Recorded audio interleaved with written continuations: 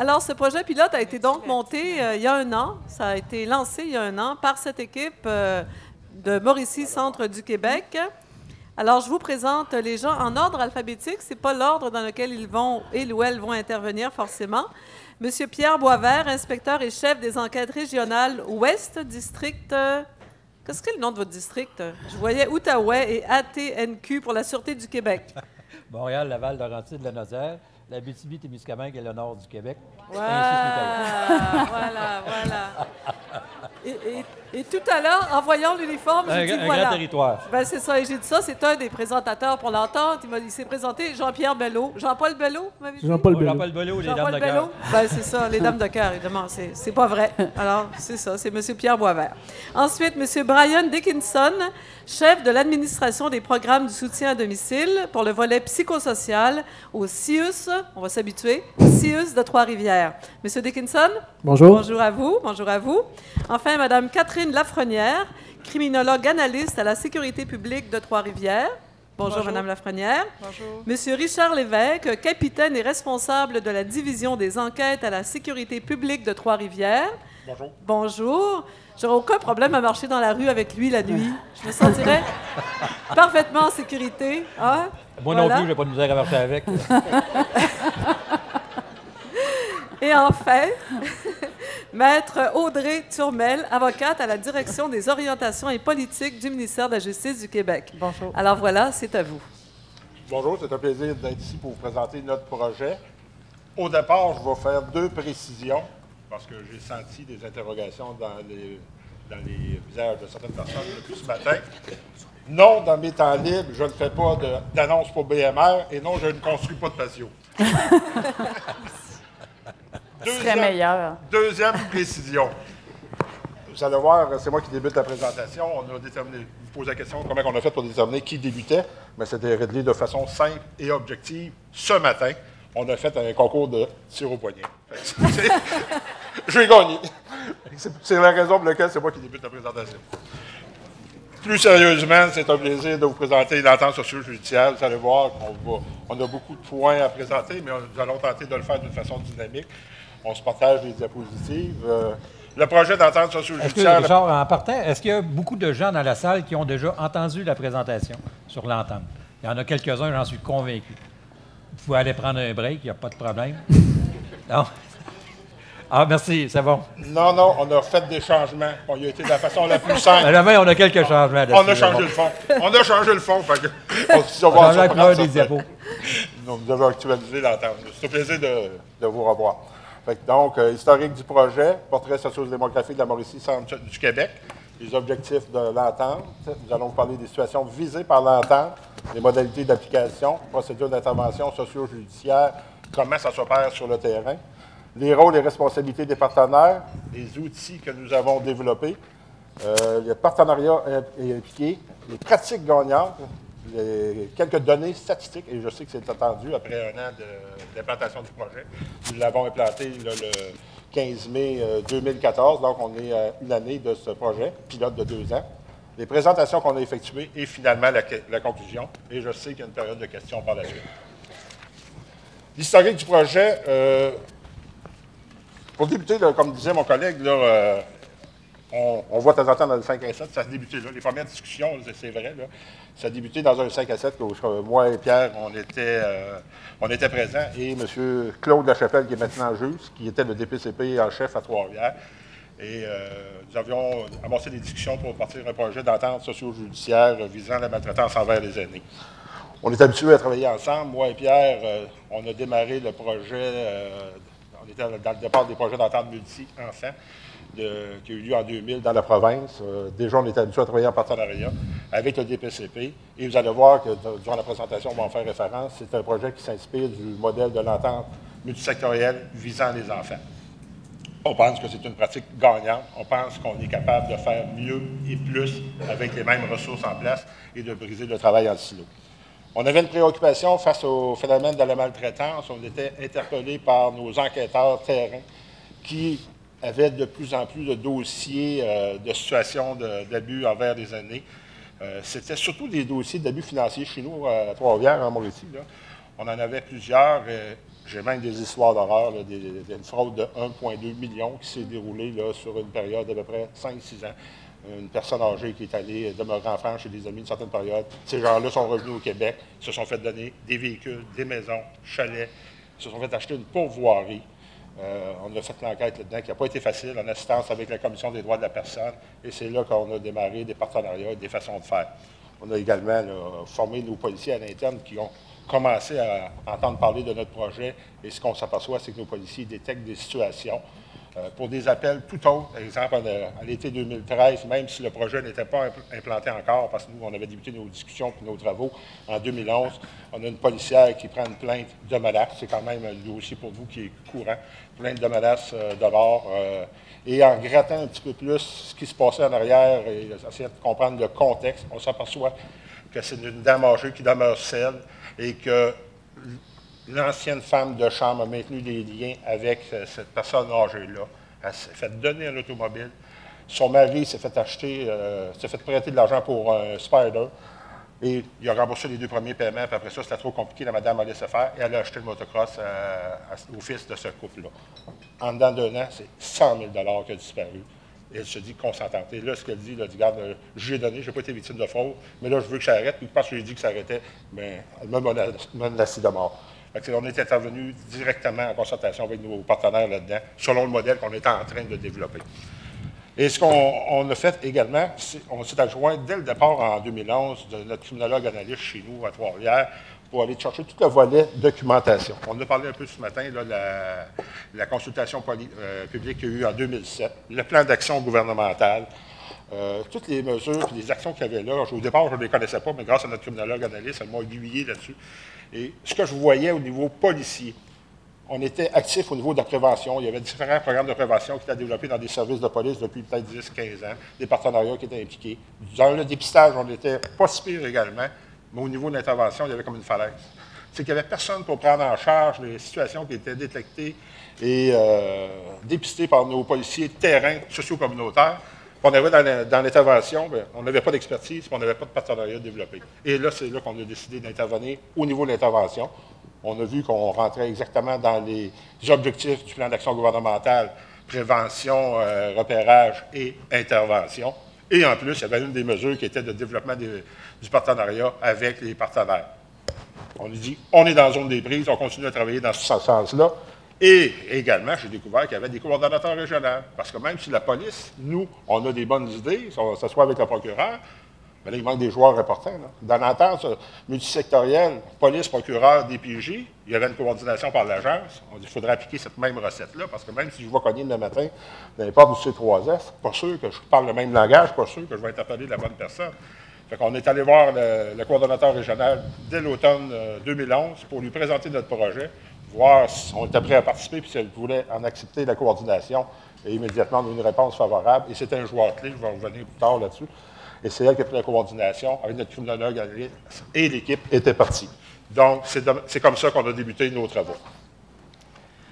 Alors, avec la coordonnatrice régionale, au début, il y a eu un portrait sociodémographique qui a été fait de la région, mais on est tellement imprégné de notre entente qu'on a même mis un portrait socio-judiciaire des régions. Donc, ici, c'est plutôt un portrait sociodémographique, mais on a conservé seulement la diapositive sur, en fait, sur les projections et le nombre de personnes en Mauricie, centre du Québec, âgées de 65 ans et plus, selon le recensement de 2011. Simplement pour avoir une idée un petit peu de la région, était composée, nos aînés figuraient combien parmi notre population. Donc, quand on regarde en 2011, en Mauricie, on est à 20,5 %, dans le centre du Québec à 17,5 %, à Trois-Rivières à 19,7 % et globalement au Québec à 15,7 % de personnes âgées de 65 ans et plus. Et on a regardé aussi les projections d'un futur possible, en fait, pour voir un peu les tendances selon l'évolution de la population. Puis on voyait qu'en 2031, bien, c'est pas une surprise pour personne, mais il y aura de plus en plus de personnes atteignant 65 ans et plus. Donc, pour la Mauricie, il y aura 34 de personnes âgées de 65 ans et plus. Au centre du Québec, 29 à Trois-Rivières, 32 et pour l'ensemble du Québec, 26 de personnes qui auront 65 ans et plus. Il faut comprendre aussi, dans cette statistique-là, c'est 2011, mais là, on est rendu en 2015, il reste 5-16 ans. On est dans le top 3 aussi de la province, parce que la Mauricie, la Gaspésie et aussi le Bas-Saint-Laurent. Il faut aussi savoir qu'en 2031, les 65 ans et plus vont dépasser les 20 ans et moins en Mauricie. C'est quand même quelque chose. L'objectif principal, bien entendu, c'est de garantir une meilleure protection et apporter l'aide nécessaire aux personnes aînées qui sont en situation de vulnérabilité ou est susceptibles de l'être, qui sont victimes de maltraitance physique, d'abus financiers, négligence grave ou une infraction qui constitue une infraction criminelle et de l'exploitation au sens de la Charte. Lorsqu'on a dit qu'on allait s'attaquer ou contrer le phénomène de la maltraitance, on sait que dans le plan d'action gouvernemental, il y a 6 formes de maltraitance. On savait qu'on allait, avec les ressources qu'on avait, là, on allait avoir de la difficulté. On a ciblé, justement pour l'entente socio-judiciaire, les dossiers qui représentent un délit criminel. Et si, en cours de route, on détecte d'autres situations de maltraitance psychologique, émotionnelle, ces choses-là, mais avec l'expertise qu'on a, on va pouvoir les référer directement aux partenaires qui sont en mesure d'intervenir sans déclencher l'entente socio-judiciaire. Et la nuance est bien importante. Là, Madame la ministre a parlé ce matin. On ne vise pas d'âge. On vise des personnes placées en situation de vulnérabilité ou susceptibles de l'être. L'objectif également de l'entente, c'est de préciser une procédure d'intervention avec les rôles et responsabilités de chaque partenaire. Favoriser une intervention en concertation, avec les mêmes ressources, développer une expertise, bien entendu. Favoriser la transmission de l'information selon des modalités établies. Et ça, c'est un enjeu majeur. Comme je l'ai déjà mentionné dans le passé, dans ma grande naïveté, en disant que j'avais un modèle inspirant qui était l'entente multi-enfants, c'est facile de fonctionner selon ce modèle-là. Il y a des obligations de dévoiler pour toute personne qui s'aperçoit qu'il y a des abus physiques ou abus sexuels envers les enfants, que ce soit dans le domaine hospitalier, scolaire, ces choses-là. On n'a pas cette nuance-là au niveau de la maltraitance faite au niveau des aînés. Heureusement, dans mon chemin, j'ai croisé Mme Turmel. J'ai assisté à une de ses nombreuses conférences. Tu peux demander combien de personnes ont assisté à la conférence? Chez nous? Non, la conférence sur le secret professionnel, l'échange de renseignements. Combien de personnes ont assisté à cette rencontre-là? 7, Audrey. C'est correct. On s'en vient bien. Bon. Et j'ai dit peut-être que j'ai des pistes de solutions. Au début, elle m'a trouvé peut-être un peu tenace. J'ai dit ça se peut pas, là, qu'on ne peut pas se parler. Mais effectivement, elle m'a trouvé des pistes de solutions et elle va nous en parler tout à l'heure. C'est un enjeu très important et ça demeure encore un enjeu. On a voulu réduire les délais et améliorer la qualité des interventions auprès des aînés. On a dirigé, selon les circonstances et les besoins des personnes, vers les organismes appropriés. J'en ai parlé tout à l'heure, parce qu'à un moment donné, l'entente socio-judiciaire se démarre et elle va se fermer, mais il va y avoir une prise en charge. On va en parler également plus tard dans la présentation. Et on a voulu surtout tenir compte de la vulnérabilité de l'aîné et de l'intérêt public dans les situations de maltraitance. Ce n'est pas parce que la police est impliquée dans le dossier de l'entente socio-judiciaire qu'on veut avoir une judiciarisation à tout prix. Et ça, je le tiens à souligner. Les recherches qu'on a effectuées, d'ailleurs, j'ai mis la main sur une recherche là, empirique là, sur la police d'Ottawa en 2005-2010. Il y avait recensé un certain nombre de cas de dossiers de maltraitance. Je crois que c'est près de 5000 cas. Et c'est moins de 20 je crois que c'était 17 des dossiers qui étaient judiciarisés. L'important, c'est de prendre charge de la situation, travailler avec les partenaires et mettre fin à la situation de maltraitance. C'est notre objectif. Justement, en lien avec ça, on essaie de trouver des solutions avec les personnes aînées plutôt que pour les personnes aînées. On veut respecter le plus possible leur droit à leur autodétermination, leur droit à leur autonomie, le droit à leur vie privée. Puis on ne veut pas trouver des solutions qui vont revictimiser les personnes aînées. On veut trouver des solutions qui vont être correctes, puis acceptables, puis dans lesquelles les personnes aînées vont être bien. Alors, la consultation entre partenaires est vraiment importante dans ce domaine-là parce que chaque partenaire a un rôle à jouer. Alors, peut-être qu'une personne, mettons, Brian et son équipe, peuvent très bien arriver à une solution sociale plutôt que judiciaire. Ça, je n'ai pas de problème avec ça, pourvu qu'on fasse cesser la maltraitance et que la personne aînée se sente bien dans la décision qu'on va prendre avec elle. Alors, la consultation de partenaires dans un rôle de soutien-conseil pour le partage d'expertise et l'orientation des actions, ça c'est très important. La concertation entre les partenaires afin d'évaluer rapidement et avec justesse la situation de maltraitance par la mise en commun de l'information et de l'expertise, tout en y répondant de façon appropriée au moment opportun.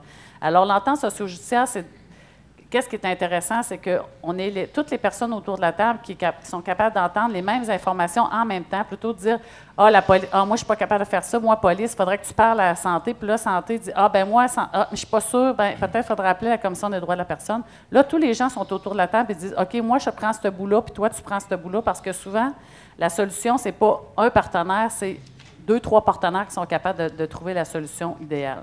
Alors, c'est pour ça qu'on peut agir plus rapidement. Audrey, oui. Je veux juste faire une petite précision. Là, dans le développement de notre entente socio-judiciaire, une valeur ajoutée, on ne l'avait pas vu au départ, c'est le fameux service conseil. On s'inspirait de l'entente multi-enfants. Il n'y a pas ce volet-là. L'entente multi-enfants, on déclenche ou on ne déclenche pas. Et nous, ce qu'on s'est aperçu, avec les difficultés reliées ou les enjeux reliés aux informations dominatives, on peut-tu se parler des situations qui sont borderline? Est-ce qu'on doit les signaler? Est-ce qu'on doit les déclencher? Qu'est-ce qu'on fait? On a développé une expertise, on a un répondant par chacun des organismes, ce qui fait en sorte qu'on ne se cachera pas comme moi puis Brian, régulièrement, on s'appelle pour déterminer, regarde, j'ai telle situation, qu'est-ce que tu en penses? Pour l'instant, on le faisait de façon informelle, on ne l'a pas comptabilisé, mais on va le comptabiliser plus tard, mais ça, c'est une valeur ajoutée très intéressante en entente socio-judiciaire.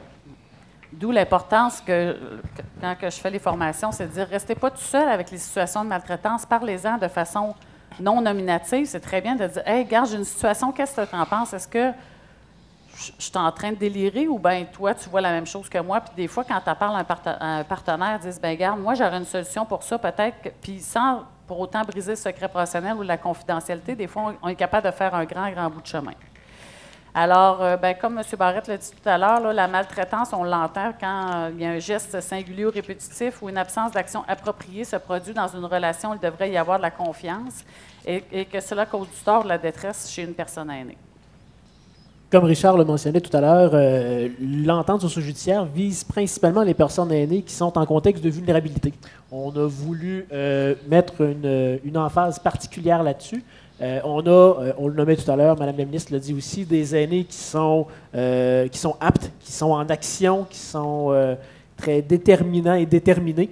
Donc, on sait que ces aînés-là, s'il survient une situation dans laquelle ils pourraient être malheureusement pris à partie et victimes de certaines choses, ils seront en mesure de prendre les actions nécessaires pour faire cesser la situation. L'entente ne vise pas ces aînés-là. Elle vise vraiment les aînés vulnérables qui ont besoin du soutien, qui ont besoin de l'action d'une collectivité, d'une communauté pour qu'on fasse cesser la maltraitance. On a visé principalement, comme Richard le disait, les situations où infraction est commise. Les personnes vivant d'autres types de maltraitance qui ne constituent pas une infraction sont dirigées vers les organismes, Richard le disait. Ce repérage-là est un volet important aussi.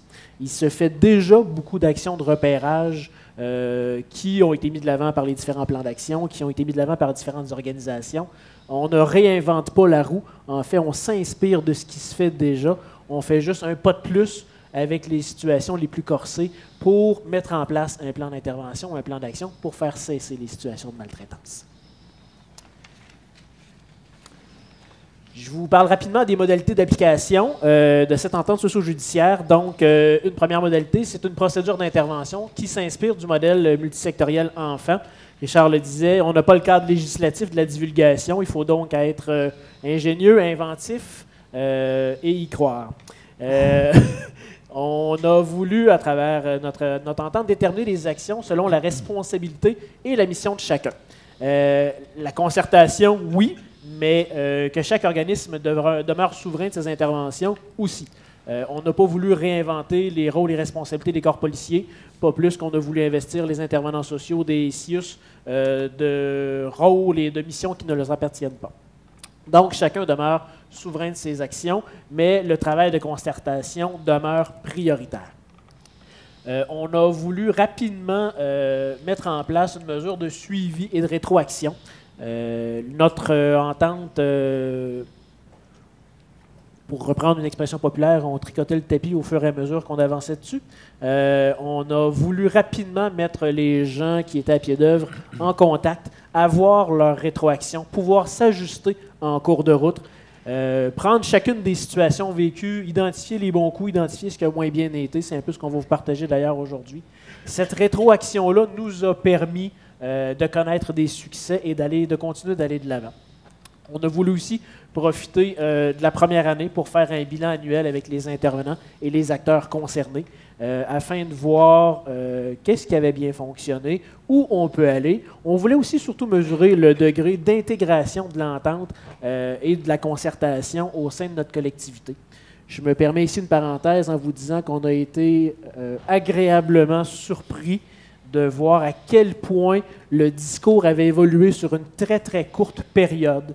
On a vu des gens de divers ministères, de diverses professions, assis autour d'une même table et à réfléchir non pas à comment je peux, moi, faire un petit bout de chemin, mais comment je peux, en collaboration avec toutes les autres personnes autour de la table, que je connais mieux, dont je connais le rôle, dont je connais les limites, comment ensemble on peut mettre en place des actions pour faire cesser de la maltraitance.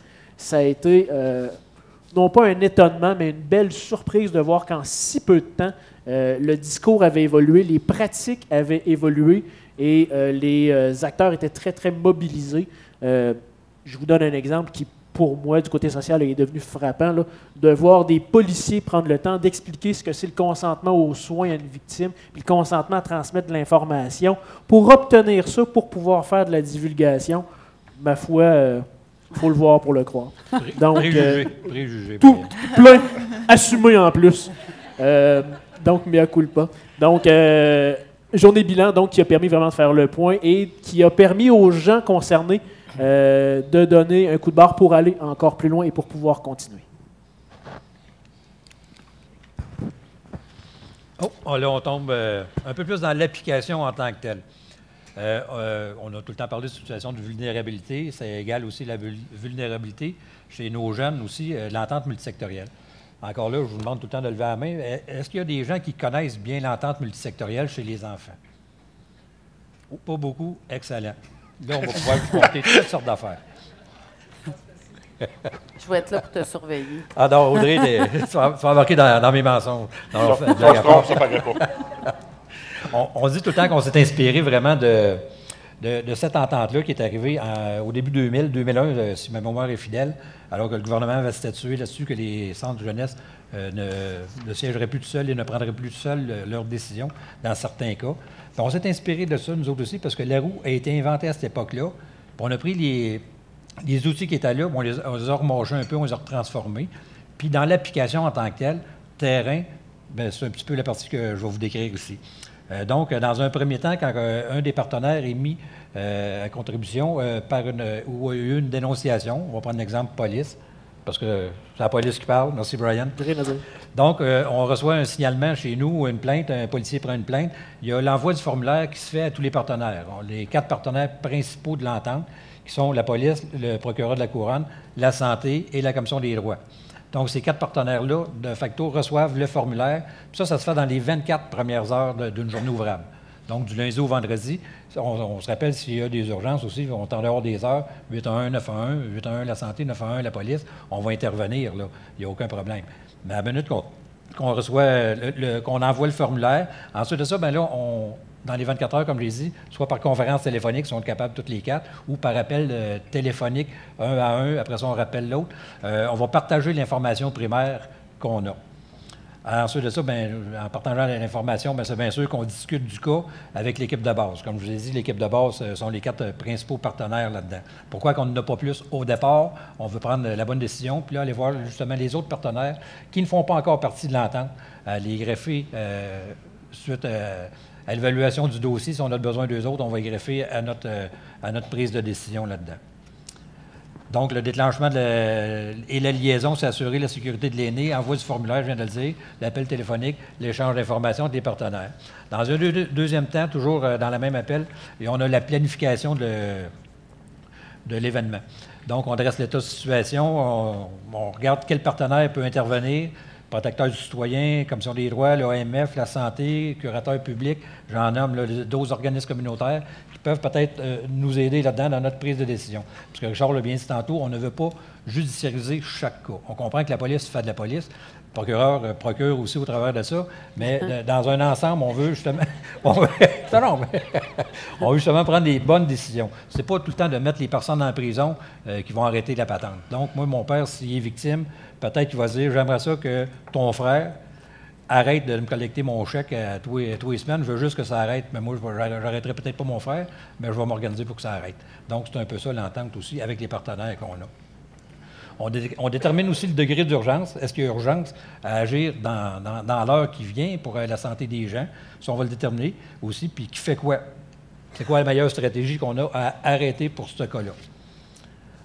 Dans l'évaluation préliminaire, et l'enquête de part et d'autre, bien là, c'est la rencontre de témoins. Pour la police, on va dire la rencontre de témoins. C'est là aussi qu'on va décider, du point de vue policier, dans la rencontre de notre victime ou de nos témoins, peut-être qui sont plus âgés, de faire ça peut-être de façon une entrevue vidéo.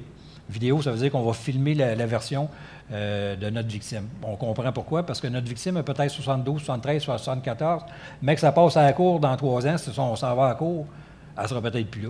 Dès que j'agère. Pardon? Dès que j'agère 3 ans. Donc, j'exagère, excuse. 4 ans ou 5 ans. Donc, on comprend que dans quelques années, des fois, notre victime n'est plus là. Là, on est sur une voie rapide. Là. Oui, oui, sur une voie rapide. Le point de vue cognitif aussi peut jouer beaucoup là-dedans. Donc, c'est pour ça qu'on va le faire vidéo. Puis ensuite de ça, ça va nous servir aussi de témoignage à la cour et de sécuriser notre victime, parce que souvent, les gens sont insécures à venir témoigner à la cour. C'est pas tout le temps facile de se présenter dans une boîte puis se faire tarauder de questions par des gens qui sont comme inconnus aussi, parce que c'est un procureur, il y a un juge. Excuse-moi. Ça permet aussi, c'est aussi l'occasion, on a le volet policier, mais aussi l'occasion dans le volet social d'aller faire l'évaluation de la situation, l'évaluation du milieu de vie, l'évaluation de l'aptitude de la personne. Donc, d'avoir des informations complémentaires qui nous permettent de prendre une bonne décision. Donc, c'est aussi la portion sociale qu'on peut y greffer à cette étape-là de l'entente. Tout à fait. Comme je l'ai dit, les rencontres de témoins, on va vérifier aussi dans chacune de nos banques de données qu'est-ce qu'on a sur ces individus-là, nos victimes, entre autres, au point de vue de la santé, au point de vue de la police, la famille. On va identifier les besoins de protection, la volonté aussi de l'aîné. Je l'ai dit tantôt, l'aîné veut quoi là-dedans? Veux-tu juste que ça arrête? Il veut aller à la cour? On va tout regarder ça ensemble. On va y aller dans son bien, lui. On s'en va à la 4, la prise de décision. Bien, on met en commun, comme je l'ai dit tantôt, les informations qui sont recueillies. On avait les informations de base, on en a un peu plus. Là, on se rappelle. Là, il y a une concertation encore entre les partenaires. Est-ce qu'on est en mesure d'urgence ou en mesure de rechange? On va l'évaluer là. Prise en charge de notre aîné qui va se faire par une des organismes, ça c'est bien sûr. Trouver la meilleure solution, je le répète, toujours, on a toujours, à toutes les étapes, toujours l'intérêt de l'aîné là-dedans. Toujours, toujours, toujours. Et à la fin de notre processus, bien, on a l'action et le suivi. Ça le dit bien par la définition. Autrement dit, appliquer les décisions des partenaires tout au long de la procédure là-dedans, qui peut durer 1 semaine, 1 mois, on ne sait pas. Ensuite de ça, bien, suivi jusqu'à la fin des procédures, la prise en charge de l'aîné et une rétroaction à la fin. Parce que les gens vont se réunir sur un appel qu'on fait. On comprend qu'à date, avec les statistiques que vous avez vues, on n'a pas 500 par semaine. Là. On en a quelques-uns. Fait qu'on est capable de se parler encore. Si tantôt on a un volume plus grand, bien, on a encore plus de police parce que là, on est en Mauricie, centre du Québec. On part ça là. Tantôt, si ça s'élargit ailleurs, bien, il y a d'autres corps de police qui vont intervenir avec d'autres intervenants en santé et tout. Fait que le volume devrait être sensiblement le même, à moins qu'on arrive dans la région, d'une grande région, Québec ou Montréal, où ce que le volume est plus grand, mais il y a plus de police, il y a plus d'intervenants aussi. Je pense qu'au prorata, on est bien sérieux là-dedans. J'aimerais ça peut-être illustrer de façon concrète un peu des situations où on a l'intérêt de l'aîné à cœur. Hein. Des fois, si on prend un modèle standard où on va mettre fin à une situation de maltraitance en arrêtant ou en intentant des procédures judiciaires contre un abuseur, mais l'abuseur, c'est peut-être l'aidant principal qui est à domicile avec l'aîné, qui lui permet de rester à domicile. Et le retrait de cette personne-là du milieu signifie souvent la relocalisation, pour reprendre des termes populaires, l'hébergement en CHSLD. Donc, est-ce que c'est vraiment dans l'intérêt de l'aîné que de quitter sa maison, que de quitter son environnement et de se ramasser hébergé? La réponse est souvent non. Mais en même temps, est-ce qu'on veut que la situation, qui est une fraude ou autre, persiste? Bien, la réponse est aussi non. Donc, qu'est-ce qu'on met comme mesure en place pour répondre aux besoins de l'aîné? Donc, on comprend là rapidement que c'est pas la judiciarisation souvent qui est la bonne voie, mais une surveillance un peu plus étroite, des mesures de protection alternatives, peut-être un régime de protection, peut-être... Bon, vous voyez là une panoplie de solutions qui s'offrent à nous. Vraiment, là, c'est un exemple concret, une illustration concrète de comment on tient compte de l'intérêt de l'aîné et non pas de l'intérêt de la justice ou d'autres choses. On ajoute à ça dans notre rencontre qu'on a eue, bilan, la semaine passée, on dit qu'on a été agréablement surpris de voir les intervenants terrain, comment ils se sont appropriés l'entente et les objectifs de l'entente. Quand on a donné des situations, des cas types, on a vu nos gens se pencher pour le bien-être de la victime, s'assurer qu'on a des mesures de sécurité et aussi des mesures pour la personne qui est des fois l'abuseur, parce que des personnes qui sont placées, qui sont des premiers aidants, c'est pas nécessairement volontaire, là, ils tombent dans un pattern, là, et il y avait cette préoccupation-là, autant pour le support à l'abuseur que pour la victime. Puis, pour nous, là, c'était une recette gagnante également. Merci, Richard. Donc, en poursuivant, on va voir au bout de notre acétate, autrement dit, juste le bas. On va le passer rapidement. C'est les actions des partenaires, parce qu'on va leur retrouver aussi ces actions-là dans les rôles et responsabilités qu'on va approfondir un petit peu plus. Donc, si on arrive au procureur, à la commission. J'ai sauté un acétate. Merci, Catherine. Donc, si on arrive à la commission des droits de la personne, droits des jeunes, on y retrouve la médiation, le règlement, les enquêtes qui peuvent faire les décisions, cesser d'agir, mesures de redressement et autres, tribunal des droits de la personne, des procédures civiles. On va le revoir tantôt. Pour le procureur de la Couronne, poursuite criminelle ou pénale, ordonnance préventive, mesures de non-judiciarisation. Pour la police, c'est de demander d'intenter des procédures, des poursuites criminelles ou pénales, et aussi des ordonnances préventives là-dedans. Donc, c'est la prise de plainte, faire l'enquête, référer un partenaire, ce qu'on va voir tantôt. À la santé, l'ouverture d'un régime de protection, changement de vie, les suivis de dossiers aussi. D'autres organismes, j'en ai mentionné quelques-uns tantôt qui ne font pas partie de l'entente ou qui feront peut-être partie de l'entente plus tard. Et on a les CAVAC. Les CAVAC nous ont sollicité depuis le début pour venir s'asseoir avec nous autres. L'Autorité des marchés financiers, le curateur public. Le curateur public est venu même faire une présentation de notre journée de bilan la semaine dernière, nous dire un peu quel rôle qu'il pourrait jouer à l'intérieur de l'entente. Les institutions financières, on sait que ce n'est pas tout le temps facile avec les institutions financières d'avoir du dénoncement à partir de ces personnes-là. L'OMF, beaucoup plus facile. Il y a la Chambre des notaires, le ministère du Revenu, il y a un paquet la Régie des rentes, il y a un paquet de gens qui peuvent aussi se greffer ou venir donner l'information et nous guider dans nos décisions au travers de nos actions que nous allons prendre là. Ce que je veux rajouter, donc, dans l'entente socio-judiciaire, il y a toute la partie théorique, on vous présente l'historique, etc. Mais quand on veut savoir sur le terrain, comment ça se faire, une page, c'est cette page-là, on vous l'a disséqué, là, mais voici comment ça s'opère. Puis la souplesse qu'on a, c'est que la dernière petite boîte en bas, à droite, c'est le partenaire impliqué de façon ponctuelle. On a cette souplesse-là, vous dire, on a une situation, c'est un partenaire privé, on a une situation, c'est le curateur, on a une situation, c'est le protecteur de la personne. Mais c'est déjà prévu qu'ils peuvent se greffer à notre entente de façon ponctuelle sur la situation qu'on a étudiée. Parce qu'il faut dire aussi qu'il y avait, comme je l'ai dit tantôt, il y a plusieurs partenaires qui ont manifesté leurs intentions de se greffer à l'entente. Mais vous comprendrez que ça fait à peu près 3 ans qu'on dresse l'entente, qu'on la regarde, qu'on la brasse avec nos officiers légaux de part et d'autre, puis on est 4. À 4, 3 ans, à 8, on ne sera peut-être pas assis ici aujourd'hui encore, on sera peut-être encore en train de s'obstiner à quelque part sur une virgule avec un avocat. Fait qu'à 4 de même, on part la patente. Ah, là, et on va faire des mots. Fait que là, on a passé la patente à 4 de même, puis tantôt, les autres vont se greffer, puis ça va bien aller, elle va être rodée. Un peu comme l'entente multisectorielle chez les enfants, où il y avait les partenaires privilégiés qui étaient là, qui étaient la santé, le DPJ, la police et le procureur. Ensuite de ça, le ministère de la petite enfance est venu s'installer. L'éducation sont venus s'installer, sont venus se greffer, mais quelques années plus tard, où on était capable de mettre de l'huile bien comme il faut dans la machine, puis après ça, eux autres, avec le produit fini, ils ont embarqué dedans, puis tout baignait bien comme il faut. Fait que c'est un peu le même principe qu'on reprend là. Mais aussi, c'est une question d'efficacité, parce que si le curateur public est assis à notre table, mais c'est pas une personne qui est inapte, lui, il va dire, j'ai rien à voir là-dedans. Alors, on va aller chercher quand la personne va être inapte.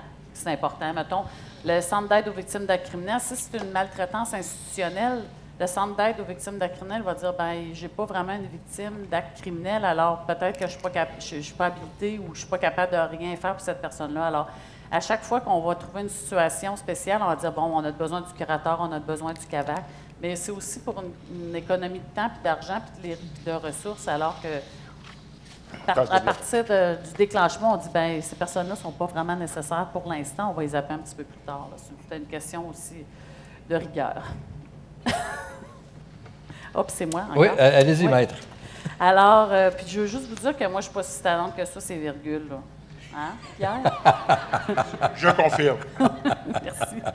Alors, la Commission des droits de la personne et des droits de la jeunesse est un organisme super important pour nous parce qu'ils sont habilités à recevoir les dénonciations et les plaintes d'exploitation de personnes âgées et vulnérables en vertu de l'article 48 de la Charte des droits et libertés de la personne. Puis, qu'est-ce qui est intéressant pour eux? Ils peuvent faire enquête de leur propre chef sans avoir de dénonciation pour autant.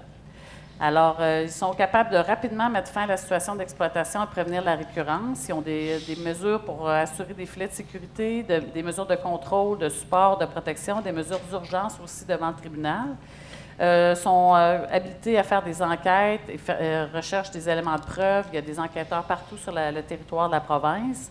Ils peuvent prendre des décisions il y a des décisions du comité des plaintes de cesser d'agir ou de s'adresser au tribunal. Et puis, en application de l'entente socio-judiciaire, ils collaborent effectivement avec les différents partenaires de l'entente. On a aussi les procureurs aux poursuites criminelles et pénales, les procureurs de la Couronne, si on veut les nommer autrement, là, mais leur nouveau nom, les procureurs aux poursuites criminelles et pénales, dans le contexte d'une situation de maltraitance. Bien qu'il ne soit pas l'avocat de la personne aînée, puis ça c'est important de le mentionner, le procureur entamera les poursuites judiciaires et s'assurera de la prise en considération de leur intérêt tout au long du processus judiciaire. Alors les procureurs aussi, ils ont l'intérêt de la justice, ils ont l'intérêt du public, mais en premier chef, ils ont l'intérêt de leurs victimes aussi à cœur. Alors, la décision du procureur d'autoriser une dénonciation, de déposer un acte d'accusation doit être prise après examen du rapport d'enquête. Naturellement, on ne s'en sort pas. Ça va nous prendre une preuve hors de tout doute raisonnable. Si le procureur pense qu'on a une preuve hors de tout doute raisonnable, on peut déposer des accusations. Le procureur aussi va conseiller le corps policier lors de l'enquête et décide du choix des accusations. Le procureur, sauf circonstances exceptionnelles, doit rencontrer la victime avant d'autoriser une dénonciation. Encore une fois, de bien expliquer c'est quoi le processus judiciaire, comment il va en retourner, comment on peut l'accompagner dans ça. C'est vraiment important parce que, comme disait un de mes collègues, c'est pas si facile que ça aller témoigner en cours, c'est pas si facile que ça d'entrer dans un processus judiciaire, mais une fois que la personne est bien accompagnée, des fois, ça peut beaucoup, beaucoup aider. En application avec l'entente socio-judiciaire, le procureur verra également à consulter les différents partenaires de l'entente et à les tenir informés du processus décisionnel. À titre d'exemple, si la personne est détenue puis est remise en liberté, bien, ça va être intéressant des autres partenaires qu'ils sachent que la personne a été remise en liberté pour assurer la sécurité de la victime, à titre d'exemple. Dans le cas de maltraitance envers les aînés, le procureur doit informer la victime concernée et, lorsqu'indiqué, les proches de la négociation d'un plaidoyer avant de conclure une entente. Et puis, le procureur s'assure aussi de prendre toutes les mesures nécessaires afin de diminuer pour la victime et ses proches les impacts négatifs d'une procédure judiciaire. C'est là que les CAVAC peuvent vraiment beaucoup nous aider en ce sens-là.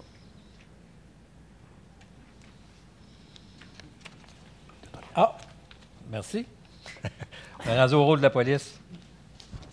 La police, ça fait quoi? La police, bien, elle fait de la police, bien sûr.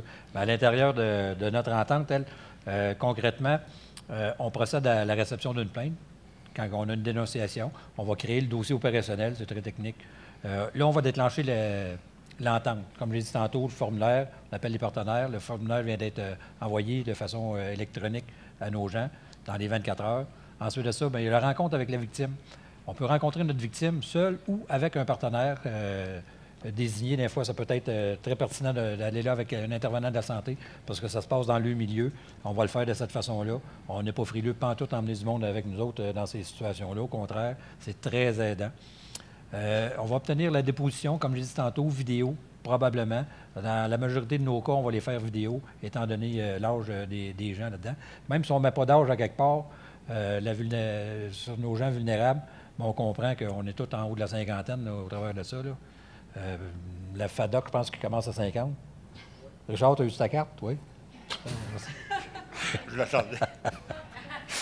On va rencontrer les témoins, on va recueillir bien sûr leur version et leur déposition à l'intérieur de ça. On va procéder à la collecte aussi de nos éléments de preuve pour monter notre dossier judiciaire, étant donné qu'on a pris peut-être la tangente d'aller vers un dossier judiciaire avec les éléments qu'on avait. On va procéder à l'arrestation et l'interrogatoire aussi du suspect ou des suspects qui aura lieu là-dedans. On va soumettre notre dossier au procureur.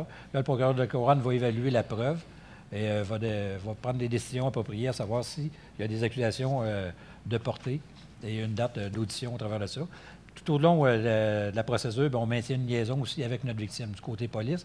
Et c'est là que le CAVAC va normalement embarquer avec le côté police pour faire le suivi avec nos victimes.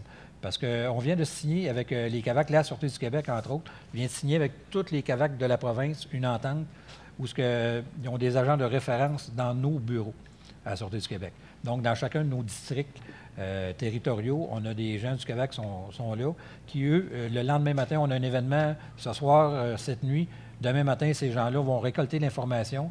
On va leur donner l'information. On dit, Monsieur X, Madame Y ont été victimes d'un vol qualifié hier. Peux-tu prendre contact avec eux autres? On les a dit que tu existais là-dedans, puis ils ont besoin de soutien et d'aide. Puis c'est là qu'ils vont intervenir. Donc, ces gens-là sont encore beaucoup plus proches des gens du CAVAC qu'à l'époque où ce qu'ils devaient attendre une dénonciation pour rentrer en jeu dans nos affaires. Fait que là, maintenant, on prend la victime au départ, et là, c'est là que le CAVAC va venir. Fait que le CAVAC est-il un partenaire intégral de l'entente? Pour l'instant, c'est non, mais par le suivi des dossiers, autant de la Sécurité publique de Trois-Rivières que de la Sûreté du Québec, bien oui, ils sont là. Ils sont toujours là dans chacun de nos dossiers, peu importe le dossier. Brian? En ce qui concerne les centres intégrés de santé et de services sociaux, ou les centres intégrés universitaires selon la mission, donc je vois que j'aurai à mettre à jour mon acétate. Je vais y aller de façon assez globale quand même, parce que je ne décrirai pas l'ensemble de la mission et des objectifs poursuivis par les CIUS, c'est les 6. Mais globalement, on a pour mission d'agir en prévention, promotion et protection afin de maintenir et d'améliorer la santé et le bien-être de la population du territoire donné. Tout ça en offrant une vaste gamme de services. Mais dans le cadre de l'entente socio-judiciaire ou de la maltraitance particulièrement, ce qu'on s'est donné comme objectif, donc de déclencher, un peu comme les policiers, l'entente socio-judiciaire et aviser nos partenaires le cas échéant selon les modalités convenues, de recevoir des demandes de services ou d'intervention et d'évaluer. Donc, soit dans le cadre de l'entente, mais aussi dans le cadre de toute autre situation qui ne cadre pas, mais pour lesquelles il y aurait une intervention à faire. Intervenir, accompagner, soutenir une personne, sa famille, ses proches, afin d'évaluer la situation, identifier les besoins prioritaires et offrir les services requis et aux besoins référés vers des organismes plus aptes à intervenir. Donc, on a vraiment une approche systémique, vous la reconnaissez, là, sur une situation et non pas juste une approche orientée sur un objectif particulier. On a aussi un spécifique un peu plus pointu pour l'évaluation de l'aptitude d'une personne à consentir aux soins ou encore à prendre en charge la gestion de ses biens ou de sa personne, et ce avec l'aide des médecins de la communauté ou de l'établissement. L'aptitude est souvent un enjeu important dans les situations de vulnérabilité et d'abus. Donc, on a un rôle important à jouer à cet égard-là. Bien évidemment, dans ce qui est notre mission, on doit intervenir aussi en situation de crise et voir l'application de mesures d'urgence aux besoins et sur demande. Donc, ça nous fait aussi plaisir de covoiturer avec les policiers, d'intervenir sur le champ dans certaines situations et de pouvoir proposer des alternatives rapidement. Brian nous dit tout le temps « ma sirène, j'aime ça.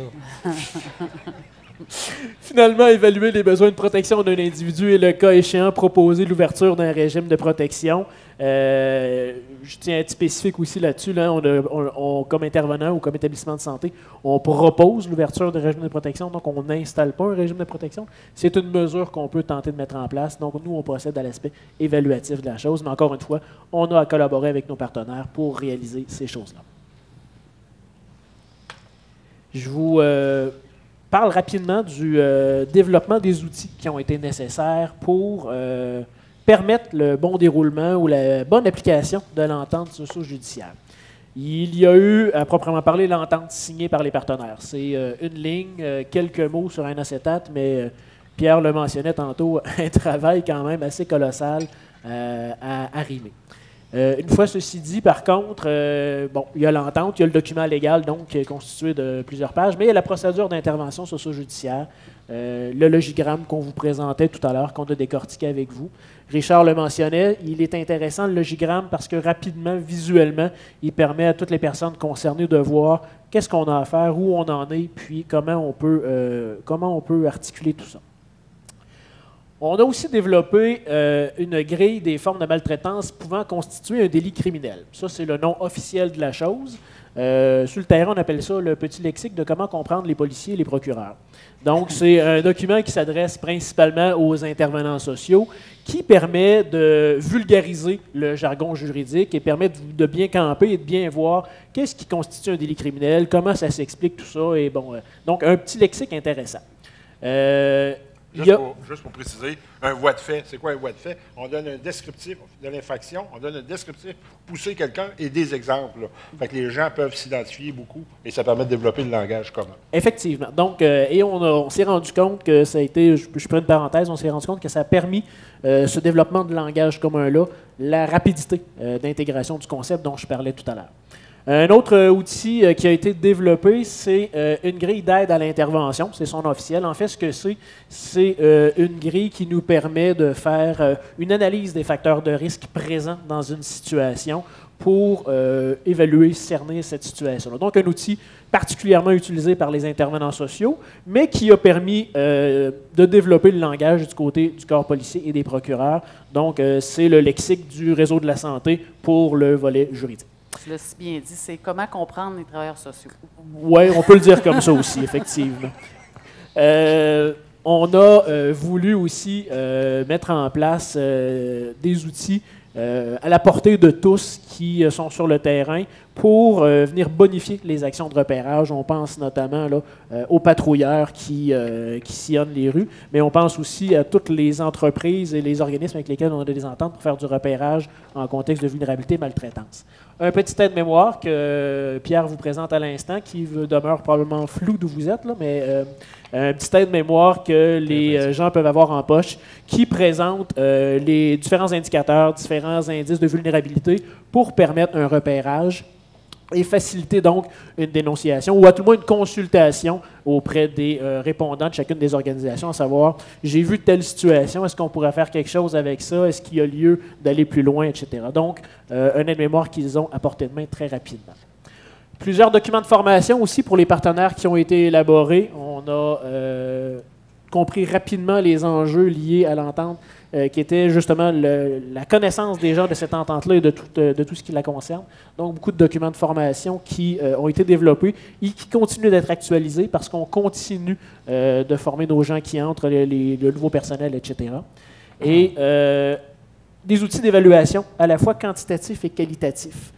On a voulu faire ce pas de plus là dans notre projet, à savoir comment se déroulait son implantation et quels résultats avait notre entente. Donc, on a eu cette préoccupation-là dès le départ. On s'est donc astreint à développer des outils d'évaluation à la fois quantitatifs et qualitatifs, dont on vous en présentera quelques résultats un peu plus tard. Deux petites choses aussi que je veux rajouter, c'est qu'on a voulu répondre des fois à des doubles objectifs. C'est que au départ, on s'est questionné comment on fait pour signaler nos situations à nos partenaires. On a tous des rapports internes chez nous. Là, on est tous pognés avec des contraintes administratives. Ils vont-tu nous comprendre? Ça, je peux-tu transmettre ça? Oui, non. On a tout simplement créé le formulaire de déclenchement qui est uniforme avec tous les logos dessus. Fait qu'on a le même formulaire avec les mêmes sections qu'on s'est approprié. Et lorsque c'est la police qui transmet un signalement à ses partenaires, c'est ce formulaire-là. On a un numéro séquentiel, il est répertorié. Même chose si c'est un intervenant du C3S, il utilise le même formulaire avec un point de chute pour qu'il soit répertorié. Donc, ça protège nos rapports administratifs et la personne qui déclenche demeure propriétaire de l'entente jusqu'à la fin et c'est elle qui va procéder à sa fermeture. Et en même temps, quand on l'a développé, on a donné des informations nominatives sur ce formulaire-là. Vous allez voir tout à l'heure, on va en parler. On remplissait l'objectif de l'évaluation. On était capable de chercher tous des éléments quantitatifs très intéressants sur le formulaire. C'était le double objectif, des fois qu'on était capable de jumeler. Oui. Partenaires impliqués, à ce stade-ci de la présentation, on a voulu vous faire travailler un peu. On a glissé volontairement 2 coquilles dans notre acétate. Est-ce qu'il y en a qui la voient? Quand on en a parlé plusieurs fois. L'agence et le C3S. Hey, je m'en sors-tu bien, hein? Fait qu'effectivement, les partenaires impliqués dans la phase de démarrage ou de développement du projet, la police, la direction des poursuites criminelles, c'était avant l'agence, maintenant c'est un partenariat avec le secrétariat des aînés. C3S, maintenant CIUS, Commission des droits de la personne et des droits de la jeunesse. Et dans une deuxième phase, on prévoit qu'il y allait avoir d'autres partenaires, les organismes gouvernementaux, paragouvernementaux, on en a nommé plusieurs, organismes communautaires, privés, c'est d'autres formes de partenariat. L'AMF, on pense que ça va être un joueur important. Quand on regarde notre entente, on avait parlé après un an, quand ça a eu le temps de faire la formation de nos gens, quand on le regarde justement après l'évaluation qu'on vient de faire, c'est quoi les pratiques gagnantes? S'il y a quelqu'un qui... Si on voudrait vendre notre produit, qu'est-ce qu'on dirait? Moi, je pense que le rôle clé, c'est le coordonnateur. Lorsqu'on a interpellé le coordonnateur en début de projet, justement, cette personne-là, c'était la personne qui était capable de prendre charge. Puis d'ailleurs, on voit des responsabilités dans le plan d'action gouvernementale. Cette personne-là a développé un réseautage dans son milieu, a interpellé les organismes qui peuvent être impliqués, possède l'expertise, ça fait partie de son mandat. Puis nous, on a déjà travaillé avec nos ressources, on sait que c'est une charge de travail supplémentaire qu'on va avoir, mais s'il y a quelqu'un qui nous aide à nous coordonner, on va partager notre expertise, mais ça nous prend un coordonnateur. Ça, c'est un rôle clé dans l'implantation de l'entente et le suivi du projet. Création d'une coordination d'un comité régional.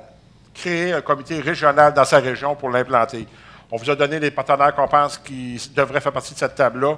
C'est une recette qui, selon nous, est exportable partout. On va parler tout à l'heure des présentations qu'on a faites. Nous, au niveau de la sécurité publique, là, au niveau de la police, moi et Pierre, on a été interpellés par certains services de police. L'Association des directeurs de police ont déjà été sensibilisés. Moi, je siège sur une table de gestionnaire d'enquête au niveau provincial. Je vous en ai déjà parlé. C'est là votre porte d'entrée. Les gestionnaires d'enquête qui ont un modèle de référence qui est l'entente multi-enfants, si on lui présente ce modèle-là, ils vont se reconnaître là-dedans. On change la DPJ pour le CIUS. Je pense que ces gens-là aussi là, sont capables de se reconnaître. Ça prend un comité régional composé des représentants de chacun des partenaires qui agit à titre d'experts. Ces gens-là, il faut que ce soit des gens qui sont dans la prise de décision dans leurs organismes. Ils sont capables d'aller dans leurs organismes nous donner comment c'est composé, c'est quoi le rôle, les responsabilités, s'il y a des choses à arrimer pour changer les façons de faire. Oui, moi, j'ai changé les façons de faire chez nous pour justement remplir les objectifs de l'entente.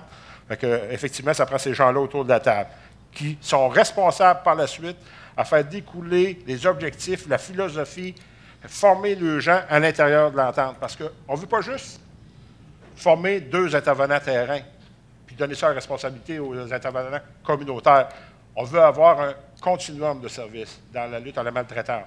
On a nos gens qui font de la prévention, on a des gens qui font du repérage, on a des gens qui font de l'intervention pour développer de l'expertise. Bien entendu, au niveau des enquêtes chez nous, là, ça va être concentré aux mêmes enquêteurs parce que là, on parle d'abus financiers, on parle d'abus sexuels, des personnes aînées, le langage, là, c'est pas tous les enquêteurs qui ont cet intérêt-là et c'est pas tout le monde qui peut développer la même expertise.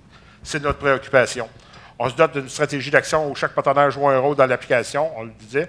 On a le souci de produire un bilan annuel. Si on décide de faire partie d'une machine, il faut être capable de se regarder pour dire comment ça fonctionne. Après un an, la pause qu'on a faite, puis c'était quelque chose à organiser. On a regardé ça au mois d'avril 2014, quand on l'a implanté avec tous nos intervenants. On y croyait, on a essayé de le vendre. On a vu qu'on avait eu une bonne écoute. Et là, cette année, quand on a fait notre rencontre bilan avec les mêmes intervenants, regarde, on n'a pas l'évaluation qualitative qui est faite, mais c'est une bonne tape dans le dos pour dire qu'on est dans la bonne direction, je pense. Ce qui était un défi au départ, au niveau de la sécurité publique, je pense aussi au niveau des C3S, c'est de procéder à l'identification des dossiers. Où est-ce qu'on veut commencer, où est-ce qu'on s'arrête? C'est simple, mais au niveau policier, il n'y avait pas de façon d'identifier les dossiers, ne serait-ce que par l'âge. Au MIP, on appelle ça le module d'information policière, on avait l'âge. On dit non, ce n'est pas une situation qui est réelle, là. Une personne aînée qui est victime d'un vol d'un véhicule, on ne brisera pas la crédibilité de la machine pour ça. C'est pas ça qu'on vise. Là. On visait des situations de maltraitance, répétition, où il y a un lien de confiance. Donc, ça prend une certaine analyse.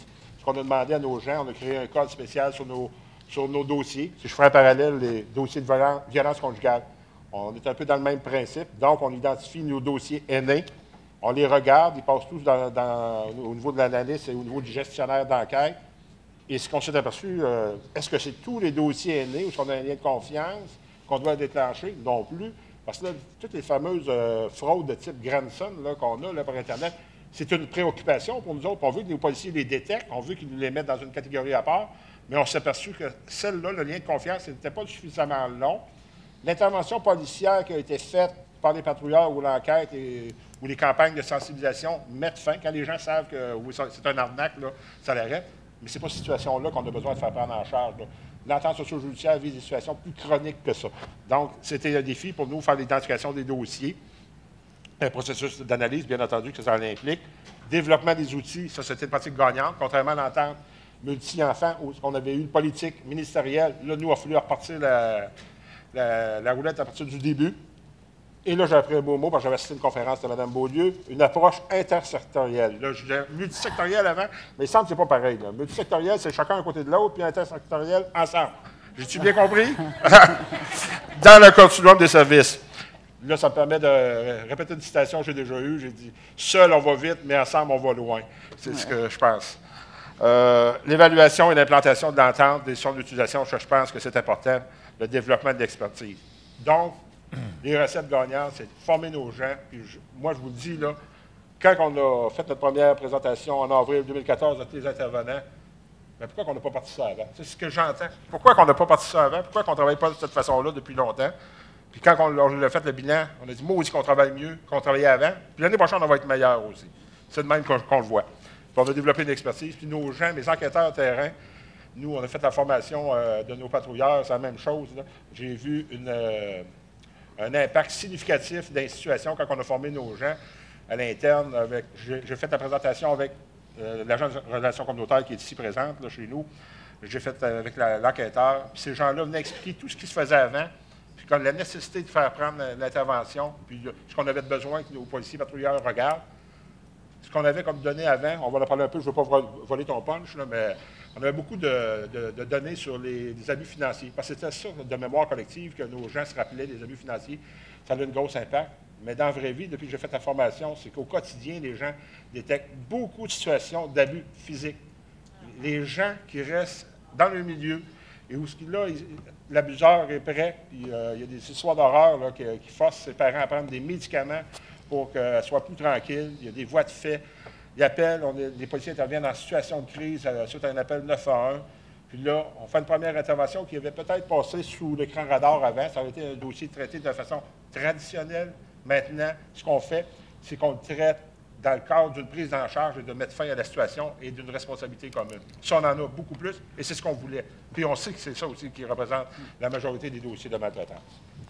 Je m'excuse d'avoir brûlé peut-être 2-3 petits points. Juste aussi, Catherine, juste pour vous dire, parce que moi, je suis plutôt macro, ministère de la Justice, mais je les ai vus travailler, ces gens-là, puis c'est des gens de cœur, parce que la pratique gagnante, c'est aussi de vouloir sortir de sa zone de confort, puis eux autres, ils ont accepté de le faire, de dire, est-ce que mes pratiques, c'est des pratiques qui peuvent aider la personne aînée? Sinon, bien, est-ce que je peux sortir un peu de ma zone de confort? Puis c'est aussi d'apprendre à se connaître. Là, on le voit, eux autres, ils se connaissent un peu trop bien, là, mais éventuellement, dans vos régions, vous allez pouvoir apprendre à vous connaître, apprendre à connaître c'est quoi les travailleurs sociaux, c'est quoi leur rôle, c'est quoi leurs obligations, mais c'est quoi aussi leurs limites. C'est quoi les limites du policier, c'est quoi les limites du procureur. Puis à partir du moment où vous savez jusqu'où ils peuvent aller, bien, il y a moins de frustration aussi. Souvent, on dit « Ah, la maudite police » ou « au maudit travailleur social », mais c'est parce qu'il ne peut pas aller plus loin que ça. Exemple, dans l'échange de renseignements confidentiels, dans l'échange du secret professionnel, bien, si on connaît les limites de chacun, bien, on apprend à se respecter puis à se connaître mieux. Puis c'est comme ça qu'on dit, bien, on sort de notre zone de confort. Puis peut-être que je ne suis pas capable de faire la job tout seul. Puis en gang, peut-être que ça va être plus facile, plus simple puis plus mieux pour la personne. Ça, c'est une pratique gagnante aussi. Excuse-moi, c'était plus... ça venait de mon cœur. Je l'aime, Audrey. Bon, bien maintenant, on est rendu à la portion de l'évaluation. Je vais vous donner quelques statistiques par rapport au projet qu'on a débuté au mois de mai de l'année 2014. Mais d'abord, je veux juste vous dire, dans le protocole, dans l'entente, c'était déjà décidé qu'il était pour avoir une évaluation. D'abord, pour s'assurer qu'on vise la bonne clientèle et aussi pour, comme ça a été dit à plusieurs reprises, développer une certaine compréhension commune et un langage commun.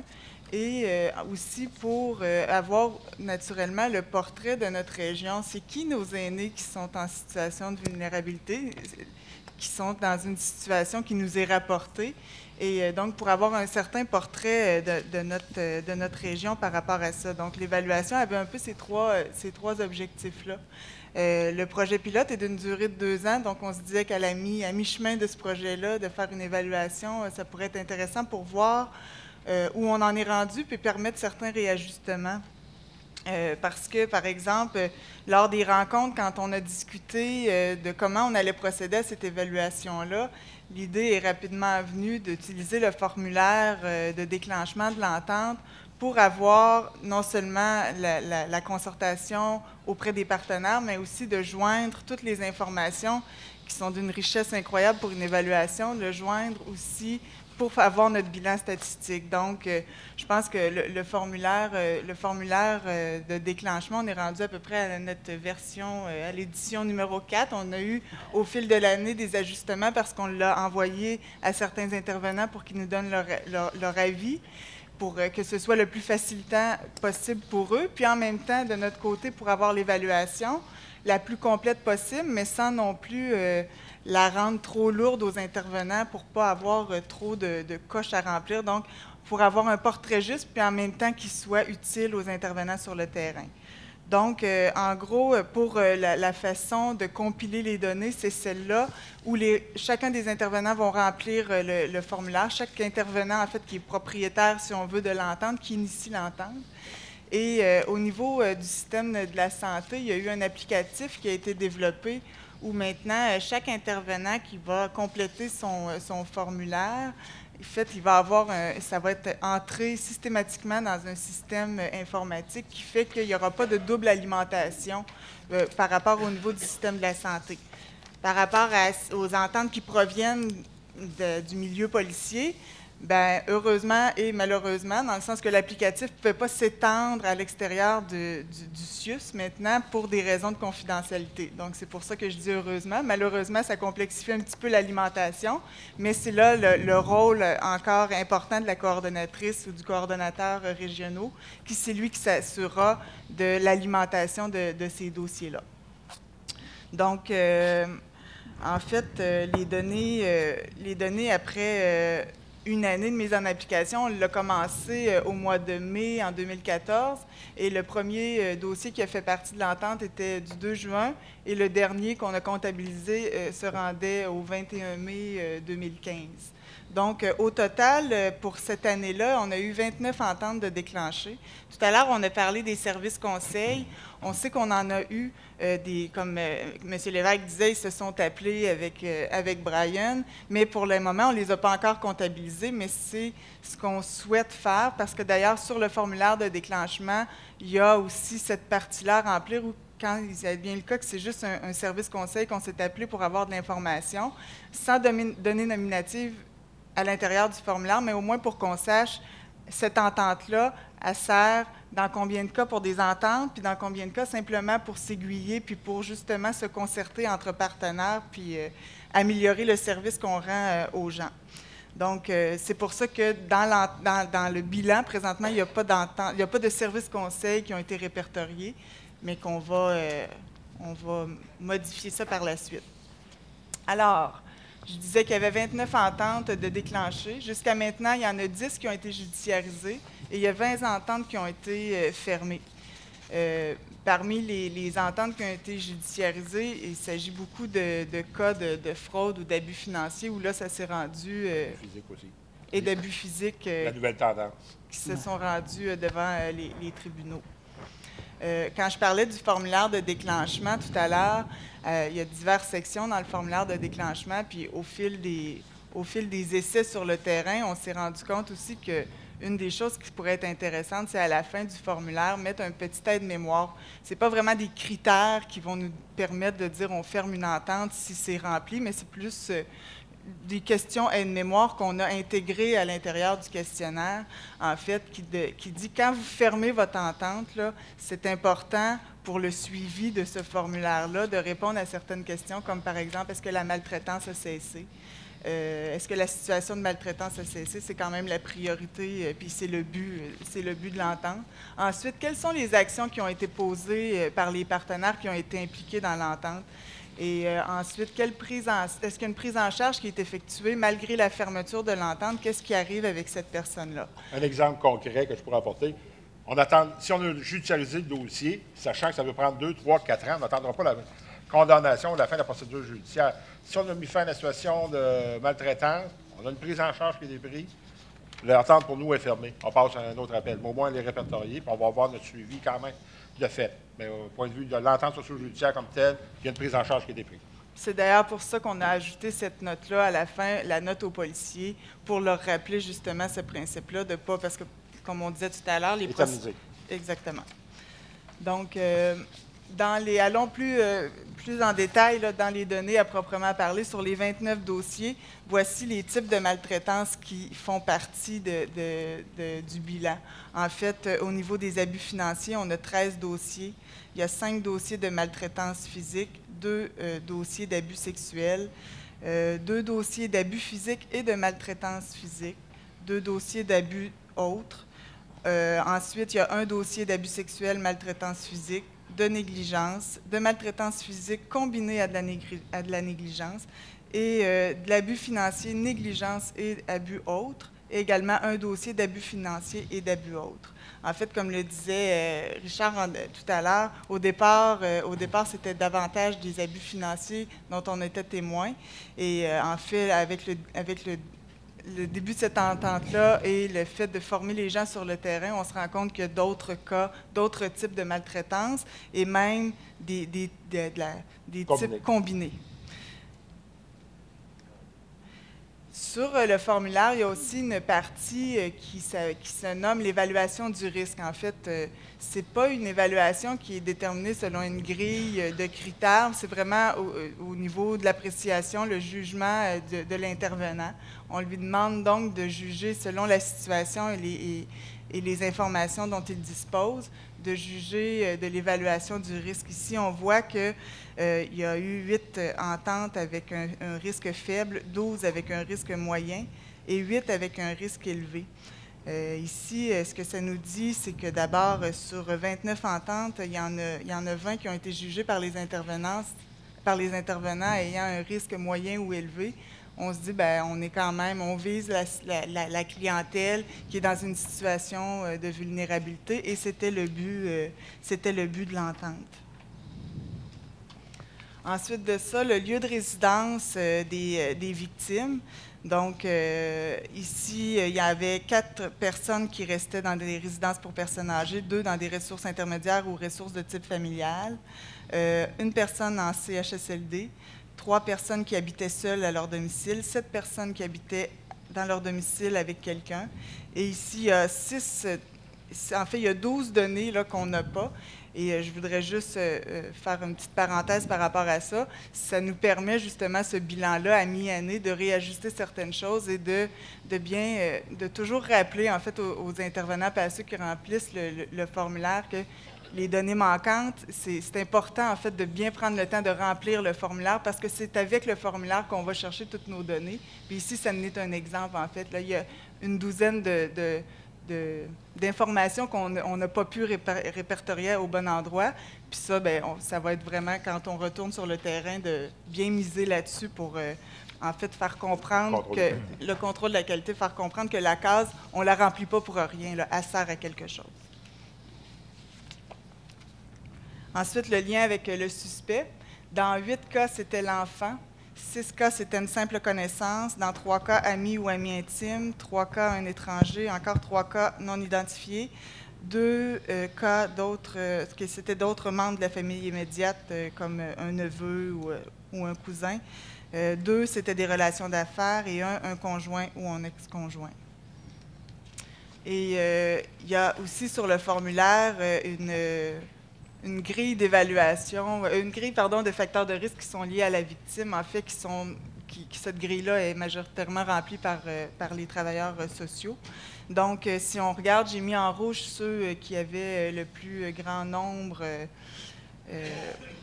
qui avaient été remplis. En fait, l'âge avancé, le fait d'être de sexe féminin, ensuite de ça, d'avoir des troubles cognitifs. Aussi, un autre facteur de risque important, c'est d'être dépendant pour ses activités au quotidien, d'avoir un vécu antérieur de violence conjugale. Ce sont les facteurs de risque qui sont les plus présents dans les dossiers qu'on a répertoriés. En fait, au total, en moyenne, il y a à peu près 4,4, il y a à peu près 4 facteurs de risque présents lors d'un déclenchement de l'entente. Donc, ça fait le tour un peu pour les données, pour les ententes qui ont été déclenchées au niveau du portrait plus quantitatif. Je voulais juste faire une note au niveau de l'évaluation qualitative. Comme tout à l'heure, on en parlait, que ce serait important d'aller voir les intervenants sur le terrain pour savoir comment ils ont vécu l'implantation de l'entente, aussi de savoir est-ce que la formation, est-ce que la façon dont l'information a été communiquée était adéquate. Donc, on est en cours, l'évaluation est commencée, mais elle n'a pas été complétée. Donc, puis ça nous permet en fait aussi de savoir est-ce que les liens avec les partenaires vous satisfaisent. Donc, ça va être des données vraiment très riches qu'on va avoir éventuellement. Donc, ça fait le tour pour moi pour les données d'évaluation. Je vais passer la parole à Pierre. Merci. Merci, Catherine. Oui. Ah, oui, c'est très rapide. On est à la fin. Le dîner arrive, tout le monde a faim. Présentation effectuée, on l'a dit tantôt, quelques gens dans la salle vont se retrouver parmi le tableau qui sont là, parce qu'il y en a qui ont assisté peut-être 2, 3 ou 4 fois. Il y en a qui n'ont pas compris, ils sont rendus à 4 fois notre présentation. Entre autres, on a commencé en 2013 avec le comité interministériel, coordonnateurs régionaux en maltraitance. On est venu rencontrer les coordonnateurs dans un colloque, je me rappelle bien, je pense que c'est à Québec ici.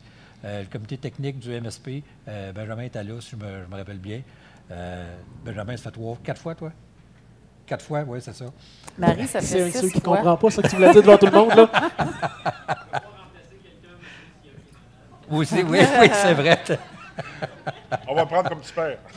En 2014, bien sûr, on a rencontré nos directions de part et d'autre à la sécurité publique de Trois-Rivières et aussi à l'état-major de la Sûreté du Québec à Montréal. On a fait des présentations d'usage.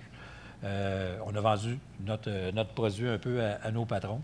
Ensuite de ça, colloque régional pour contrer la maltraitance et les officiers du district de la Mauricie, Centre du Québec, à la Sûreté du Québec, l'Association des directeurs de police. On a fait ça, je pense, à l'École de police. Formation des intervenants Mauricie, Centre du Québec. Séminaire intersection aussi, ce qui regroupe plusieurs partenaires dans différents milieux. Commissaires locaux aux plaintes et à la qualité des services. L'ensemble des patrouilleurs de la Sûreté publique de Trois-Rivières, parce que Richard a fait le tour de l'ensemble de son personnel pour lui donner le produit. Ligne à but aîné, secrétariat aux aînés, coordonnateurs régionaux.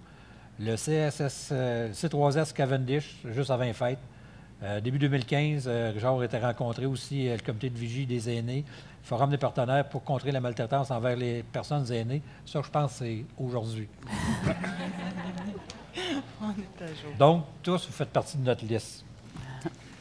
En conclusion, bien sûr, on vous parle du travail de concertation. Toute la journée, on vous a parlé de travail de concertation, le respect des obligations, le but commun, on le voit qui est là, c'est garantir une meilleure protection, apporter l'aide nécessaire à nos aînés aussi.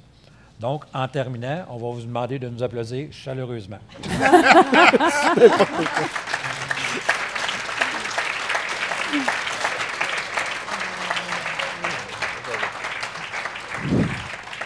Là, je comprends qu'on est à la période des questions, les réactions violentes. On y va avec les questions en premier. Merci. Moi, je vais y aller par la première parce qu'on vous écoute, on a l'impression que ce que vous avez développé dans cette région 04 de Mauricie, Centre du Québec, ça pourrait être transposable, vous le dites, à peu près partout, y compris avec les ressources actuelles, en tout cas pour les forces policières. Les conditions gagnantes sont là. Vous avez développé un langage commun, des outils de formation, d'évaluation, un questionnaire unique de déclenchement. C'est formidable. Vous pouvez donner ça à tout le monde dans toutes les régions. Il y a quand même des limites objectives. Quelles seront les limites? Qu'est-ce qui pourrait empêcher la région, par exemple, du Bas-Saint-Laurent, d'adopter la même procédure? Aucune. Rien? Non. Bon, OK. Juste un manque de volonté, mais pour avoir fait le tour des régions, là, puis de connaître bien les coordonnateurs régionaux de chaque région, il y a une ferme volonté d'implanter ça dans toutes les régions. Là. Ouais. Puis un grand désir, puis une grande impatience aussi de vouloir implanter ça. Mais on a dit, attendez un petit peu, on va se roder, puis après ça, on va pouvoir déployer. Ou c'est de remettre à plus tard. C'est des gens qui sont pas conscients. OK. Disent, on va attendre, on va le remettre à plus tard.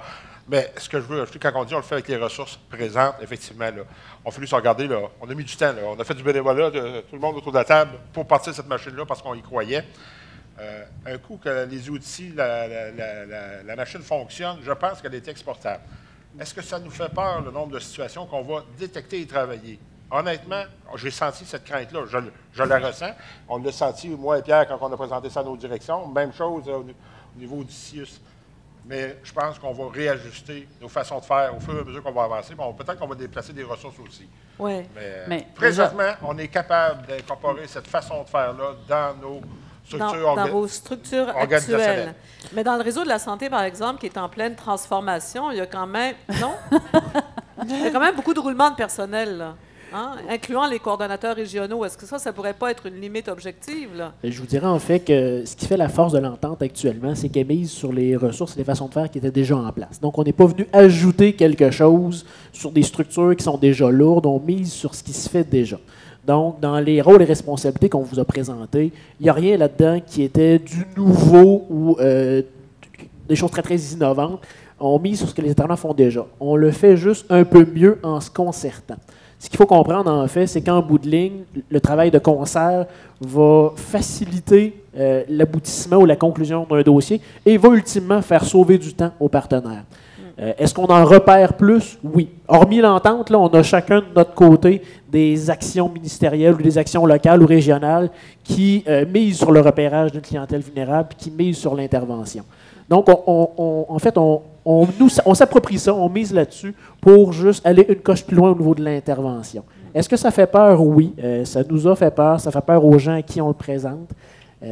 Mais en misant chacun sur ce qu'on a déjà, puis à Trois-Rivières, Richard l'a nommé, il y avait déjà des actions, déjà une concertation établie, mais on n'est pas unique. Au Québec, il y a d'autres régions où il y a des actions concertées, il y a d'autres régions où des tables existent, etc. Donc, c'est de miser là-dessus qui va permettre, je pense, qui pourrait permettre une implantation assez simple dans diverses régions. Donc, le modèle est là, les outils sont là. Qu'est-ce que vous en pensez? Vous êtes, pour plusieurs d'entre vous, vous entendez ça pour la première fois. Qu'est-ce que ça vous dit? Vous êtes dans des régions très différentes. Une première question. Allez-y, madame, levez-vous, présentez-vous. Oui. Bon, ça ne sera pas une question, c'est juste que je suis un peu fière du travail qu'on fait, nous, au Bas-Saint-Laurent. Vous avez nommé Bas-Saint-Laurent, donc il fallait que je vous dise, nous, qu'est-ce qu'on fait. On a déjà une table de concertation. Nous autres, on est 16 partenaires. Et d'ailleurs, Mme Turmel est venue faire une présentation. Et Mme Beaulieu aussi est venue nous faire une présentation lors du colloque, parce qu'on a formé aussi 800 vigiles à travers le public pour détecter la maltraitance.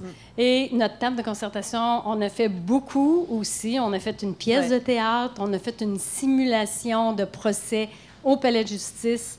On a fait une vidéo qui est sur Léontine qui se fait abuser, par... Fait que c'est ça, on est déjà, nous autres, très actifs. Puis ça se fait. Puis c'est avec les mêmes partenaires, Sûreté du Québec. Donc, c'est pas exactement le même modèle, mais c'est le même type de concertation qui donne les résultats que vous évaluez aussi régulièrement. Oui. Quantitatif et ça, qualitatif. Oui, puis on se consulte si toutefois il y a un problème qui arrive, bien, on se consulte par courriel, tous les membres de la table, puis on donne notre avis, tout dépendant. Nous aussi, on a le CAVAC, on a... Parfait. Je vous arrête là. Merci, parce que je vois deux autres mains déjà. Madame, je vous invite, levez-vous, puis allez-y de votre question, peut-être. Alors, oui, vous moi, êtes, madame? Judith Gagnon de la QDR nationale. Écoutez, je trouve ça formidable. Vraiment très intéressant. Moi, j'aime beaucoup les choses intégrées. Mais vous me permettrez, là, je vais vous poser des questions. Peut-être que je vais me tromper un peu, mais c'est la première fois que je vous entends, contrairement à d'autres. Là, j'entends parler du formulaire de déclenchement. Ça veut dire que vous avez un formulaire qui va à tous les collaborateurs de l'équipe. C'est ça que je veux savoir. Puis vous avez parlé aussi de logigramme. Puis, je veux aussi savoir votre banque de données, puis un petit peu là-dessus, parce que je trouve ça très intéressant, puis je veux le comprendre davantage. C'est comme si on avait pressenti la question. Oui. Vous pourrez venir le voir au dîner, on va vous expliquer ça, madame. Mais vous avez à l'écran le formulaire de déclenchement utilisé. Une des notions qu'on a, si on n'a pas abordé, c'est la question du consentement. Vous l'avez nommé tout à l'heure, il y a beaucoup d'informations nominatives et informations autres sur le formulaire. Il y a un enjeu à la transmission d'informations qui est le consentement. Et contre toute attente, la majeure partie des dossiers et des ententes qui ont été déclenchées l'ont été avec le consentement des personnes. Donc, même des personnes dont les... Parce que je comprends que le portrait type des 29, c'était des femmes assez âgées avec très souvent des pertes cognitives. Effectivement. Mais apte. Mais apte à consentir, À consentir. pour la plupart, sinon quelqu'un le faisait effectivement. Donc, le formulaire, c'est celui-là. On obtient le consentement et effectivement, il est envoyé à l'ensemble des partenaires. C'est à la fois le point de départ et l'outil de suivi de l'entente socio-judiciaire.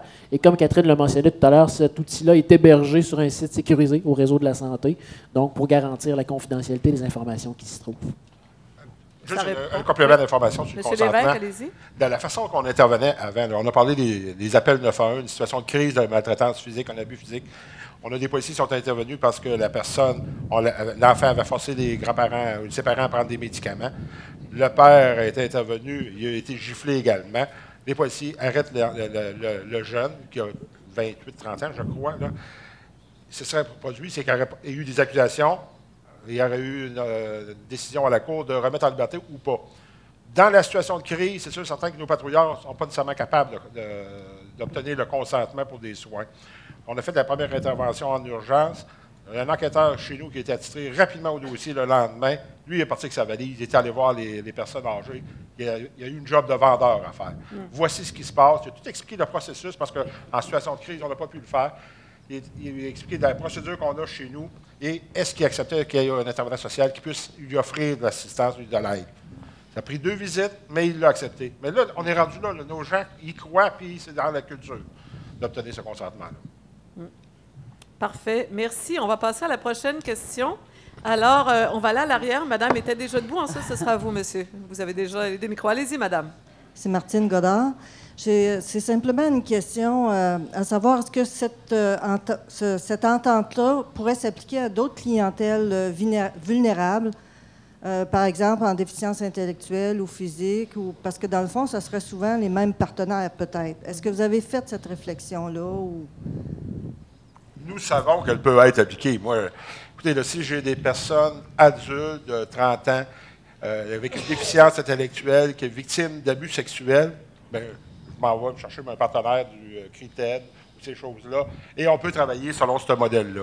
Donc, oui, les principes de base en arrière de cette entente-là du travail intersectoriel en concertation s'appliquent à d'autres situations parce qu'effectivement, on a analysé certains dossiers que c'était une personne qui n'était pas nécessairement âgée, mais qui avait une vulnérabilité à cause d'un handicap ou un problème de santé mentale. Bien, on a un modèle qu'on peut s'inspirer, là, puis on ne déclenche pas l'attente socio-judiciaire, mais on travaille selon les principes.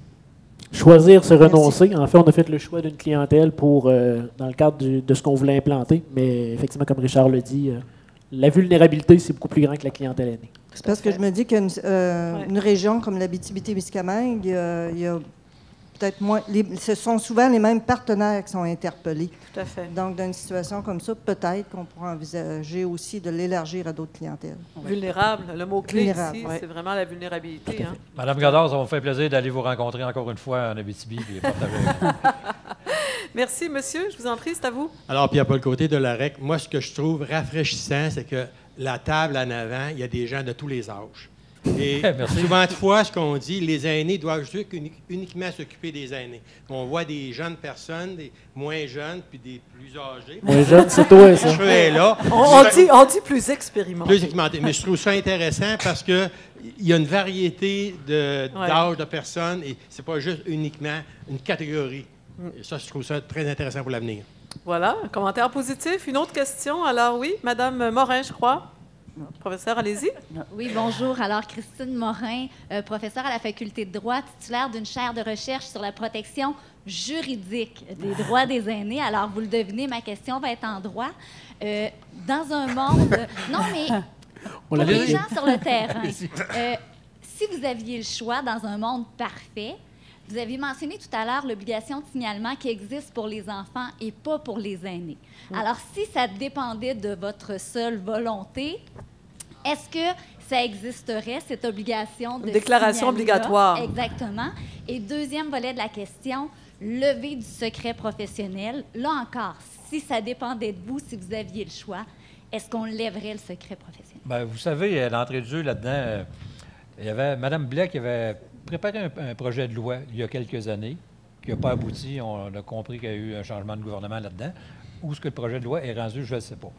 C'est sûr que ce que je dis aux gens, et ce qu'Audrey aussi préconise, c'est quand on est entre professionnels, on est déjà assujetti à nos serments de discrétion. Donc, quand on discute entre nous d'un cas, on parle du cas de Pierre Boisvert avec la santé, la police, bien, Colin, on discute d'un cas. On n'est pas au restaurant. On n'est pas en train de discuter d'une chose banale sur un coin de table où le camionneur et la serveuse vont entendre, vont raconter ça chez eux le soir. On est en milieu de travail, on discute de nos cas. C'est sûr que le secret professionnel, de notre côté, moi du côté de la police, je vais parler pour Richard aussi, on a tendance à le lever facilement, nous autres, parce qu'on veut faire avancer les choses. Je peux comprendre que dans certains milieux où ce que les gens ont signé des serments de discrétion, ont peur de perdre leurs emplois, ont peur de se faire taxer, aller en déontologie de je ne sais pas quoi ou en discipline. Ça, on peut le comprendre à quelque part. Mais quand on dit montez votre information à l'intérieur de votre réseau, et à l'intérieur de votre réseau, il y a une personne qui est responsable qui est là. Je prends pour ici la santé, c'est Brian. Donc, on n'a pas l'intervenant du réseau de la santé qui va appeler directement un enquêteur, c'est « j'ai un secret à te partager ». Elle va le monter. Non, mais c'est ça. La police ne fera pas pareil non plus, on ne veut pas. Fait qu'ils vont nous le monter à nous autres, puis nous autres, on va prendre une décision. On va parler du cas A et du cas B. Après 5 minutes, on va se parler des vraies affaires probablement, parce qu'on est tous les deux capables, justement, entre professionnels, de se donner de l'échange d'informations, puis dire, bon, bien, comment tu peux obtenir cette information-là? On va même jusqu'à dire, bien, je détiens telle information. Par mandat de perquisition, viens la chercher de façon légale. Ah, bien là, on avance, hein? On sait que l'information, elle existe à quelque part. Madame Turmel, oui, le point de vue de la juriste? Je vais y aller plutôt au point de vue social, parce que moi aussi, tu sais, je pense que je suis une avocate sociale, là. Mais moi, de ce que j'ai constaté sur le terrain, s'il y avait une obligation si les personnes aînées savaient que le professionnel a une obligation de dénoncer, là, je ne suis pas certaine qu'il irait se confier à la personne. Je pense que ça serait vraiment contre-productif parce que les personnes aînées, de ce que j'entends sur le terrain, c'est de dire « Hey, je te le dis à toi, mais je ne veux pas que tu le dises à personne parce que là, mon fils abuse de moi puis je ne veux pas qu'il aille en prison. » Bien là, c'est un travail du professionnel de dire « Écoutez, la situation dans laquelle vous vivez, là, ça n'a pas de bon sens. Je suis tenue à votre sécurité. Il faut que j'ai une obligation de vous garder en sécurité, mais j'ai une obligation aussi de mon secret professionnel. Mais là, c'est plus tenable pour moi qu'à titre de professionnel. Bien, je vais faire quelque chose pour vous. » Puis la plupart du temps, la personne âgée va dire « Bien, OK, si c'est toi qui dénonces, là, bien, je suis d'accord. Puis c'est quoi que tu vas prendre comme solution? Est-ce que tu vas prendre la solution judiciaire? Parce que je suis vraiment pas d'accord. » C'est de travailler le lien de confiance entre le professionnel puis la personne. Ça serait vraiment contre-productif de dire « Écoutez, dites-moi rien, je vais être obligé de dénoncer. » Ben oui. C'est en même temps, ça, vous avez un dilemme éthique comme intervenant de terrain, c'est-à-dire qu'est-ce que vous respectez d'abord, l'autonomie ou la liberté de choix de la personne qui dit non, je ne vais pas dénoncer, ou sa sécurité? C'est ça, mais on a des dispositions légales qu'à partir du moment où la personne est en danger, puis le danger, bien, il faut le voir, là. À partir du moment où imminent ou à moyen terme? C'est ça, c'est un danger sérieux. Puis si la personne est vraiment vulnérable, bien, tu sais, ça ne prend pas quelque chose de vraiment super objectivement grave pour pouvoir dire, bien, gars, moi, ça n'a pas de bon sens, il faut que je protège cette personne-là. Donc, c'est la sécurité qui va l'emporter sur l'autonomie de la personne. Ça, j'en ai. Mais si on peut protéger les deux, c'est parfait, là. C'est dans le meilleur des mondes. Mais à partir du moment où la sécurité est en cause, bien, il faut lever le secret professionnel, voilà. Pas de problème. On va passer à une dernière question, d'après ce que je vois. Oui, madame, allez-y, je vous en prie. André Lamontagne, regroupement des intervenants interprofessionnels retraités de la santé, pour faire plus simple, les infirmières auxiliaires, une allothérapeute. Moi, je vous félicite parce que le projet est excellent, c'est merveilleux. Mais j'avais la question, puis c'est ça que vous venez de me répondre, c'est que la plupart des aînés vulnérables, ils ne veulent pas dénoncer. La peur, c'est la peur qui les mène, et la peur est plus grande que n'importe quoi. Et quand j'ai vu votre questionnaire, à remplir, il fallait le consentement. Et je me suis dit, le problème, c'est le consentement. Parce qu'ils ne veulent pas. Et surtout pas aller dans une dénonciation judiciaire. C'est une peur bleue. En tout cas, moi, je suis du Bas-Saint-Laurent. Et dans le Bas-Saint-Laurent, c'est ça qui mène les aînés. Et l'autre question que j'avais aussi, c'était qu'est-ce que vous faites quand un de vos partenaires connaît la situation, sait les abus qui sont faits à l'endroit de l'aîné, mais que l'aîné cache ça, ne veut rien dire. Ça aussi, on est en connaissance de cause de l'abus, de la maltraitance, puis on ne peut rien faire parce que l'aîné ne veut pas. Toujours par la peur. En réponse à votre question, le consentement qu'on va chercher, en fait, c'est le consentement, non pas à judiciariser, mais à faire cesser la situation de maltraitance. Et ça, c'est pas si difficile que ça à aller chercher parce que les aînés, c'est ce qu'ils cherchent. Ils cherchent à ce que ça arrête. Puis nous, c'est ce qu'on s'engage à faire. On ne s'engage pas à judiciariser, on s'engage à faire cesser la situation. Donc, pour le niveau du consentement, quand même, c'est pas si laborieux que ça à aller chercher. Mais je vous dirais que la préoccupation des intervenants, oui, il y a des situations où on le voit, où on le sait, c'est connu, c'est su. Ça nous est rapporté par 1001 partenaires parfois. Hein. C'est un secret de polichinelle qui arrive telle chose dans un milieu. Il faut le voir non pas de notre perspective, de nos valeurs, puis de nos façons d'intervenir, mais se mettre dans la peau de cet aîné-là, puis comprendre les enjeux. Pourquoi? Pourquoi je ne veux pas dénoncer? Pourquoi je ne veux pas aller plus loin? Et c'est souvent en grattant ça qu'on arrive à comprendre qu'est-ce qu'on peut faire pour intervenir. Je vous parlais rapidement de la situation tantôt. Je veux pas partir de chez nous. Je veux pas que mon fils aille en prison pour XY, etc. Quand on arrive à déconstruire ces mythes-là ou à déconstruire les raisons qui font que les gens ne veulent pas dénoncer, ben on arrive souvent à faire une proposition qui est satisfaisante pour eux.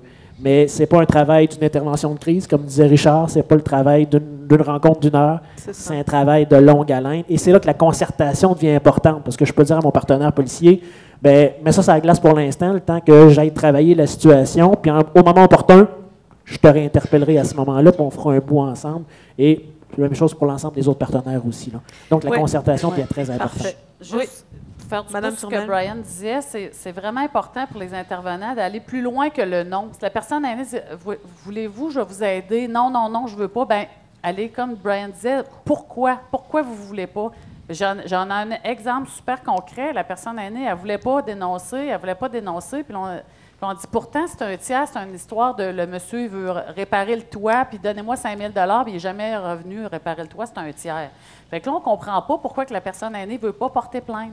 Bon, là, on a dit, bien, pourquoi vous ne voulez pas porter plainte? Bien, si la police débarque chez nous, qu'est-ce que les voisins vont dire? On s'entend que c'est facile à régler comme situation, comme intervenant, de dire, regardez, je vais vous aider, on va aller au Tim Hortons s'il faut, on va faire venir la police. Ils sont bien beaux en habits de police, mais ils sont bien beaux en habits civils aussi. Ça fait que il n'y a pas de problème de dire, on va faire venir la police en civil, ou on va aller au Tim Hortons. Quand il y a un non, d'aller chercher le pourquoi du non, des fois, on est capable de, comme dit Brian, de déconstruire ça. Monsieur Lévesque, oui. Juste conclure, c'est effectivement un changement dans nos cultures à nous autres. Parce que quand nos policiers intervenaient la première fois, ils avaient fait le rapport, on partait de ce rapport-là, puis on disait, j'ai-tu, oui ou non, le consentement? Mais là, on y retourne, parce qu'on sait que quand on a désamorcé la crise, on est capable d'amorcer un autre type de discours, comme disait Brian. Et ça vous aide d'y aller accompagner, hein, des fois? C'est ça. Puis là, le premier réflexe que j'avais eu quand on me disait est-ce qu'on devrait avoir des dispositions légales, je trouvais ça intéressant.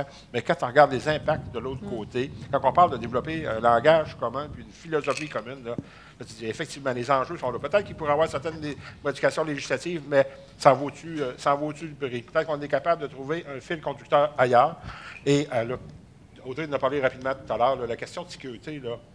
Mais moi, je pense qu'on peut... On a une zone qu'on peut travailler là-dedans.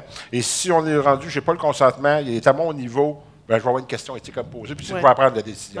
Ça peut arriver que dans le 1 ou le 2 là, que je transmette l'information à Brian en disant, regarde, je n'ai pas le consentement, mais là, on va essayer de s'harmoniser pour la stratégie d'intervention.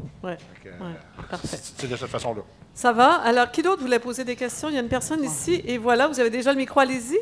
Bonjour, mon nom c'est José Blais. Je vais vous demander d'être assez concise, cependant. En fait, je voulais répondre à votre première question, vous leur avez posée. Je suis inspecteur-chef au service de police de la Ville de Montréal. Oui. Et la question que vous posiez, est-ce que c'est un modèle qui se transpose dans d'autres endroits? Mais en fait, bon, moi, je suis à ma deuxième présentation. En février, ils sont venus. J'ai des gens ici qui sont membres du comité de vigie du SPVM avec moi, notamment Marie et José. Et dans ce contexte-là, nous avons déployé au mois de mai un projet pilote de 3 postes de quartier.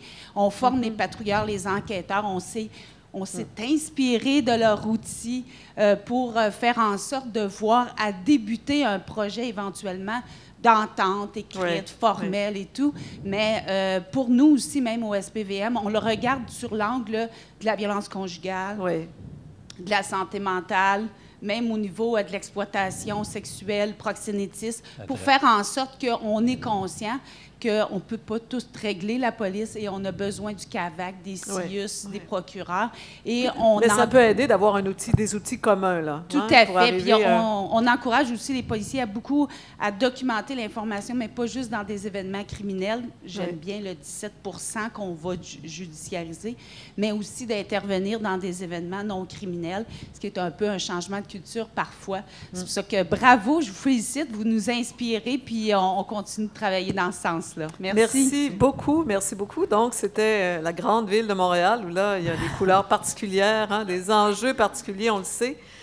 Oui, il y avait Mme Dupuis. Une dernière question. Monsieur, vous avez déjà le micro, allez-y. Vous l'avez déjà, allez-y. Alors, c'est Fimba Tankwano de la Fédération des centres d'action bénévole du Québec. Moi, ma question, c'était au niveau des partenariats. On sait que les bénévoles ont souvent accès à beaucoup d'informations aussi. Comment est-ce que vous avez réfléchi dans votre processus à comment ces agents-là peuvent aussi contribuer dans le repérage de ces situations-là? Oui, dans le dépistage, mais peut-être aussi dans le soutien par la suite, je ne sais pas. Comme je le mentionnais tout à l'heure, on a vraiment misé sur ce qu'on avait déjà. Donc, des ententes avec des centres d'action bénévole, avec des entreprises d'économie sociale, avec d'autres organismes communautaires, où on est déjà dans des démarches de repérage, dans des actions avec des veilleurs, des sentinelles. Bon, on leur donne le nom qu'on veut selon les organisations. On mise déjà là-dessus. Ces gens ont déjà des mécanismes pour nous signaler des situations. On est déjà en soutien auprès de ces gens-là.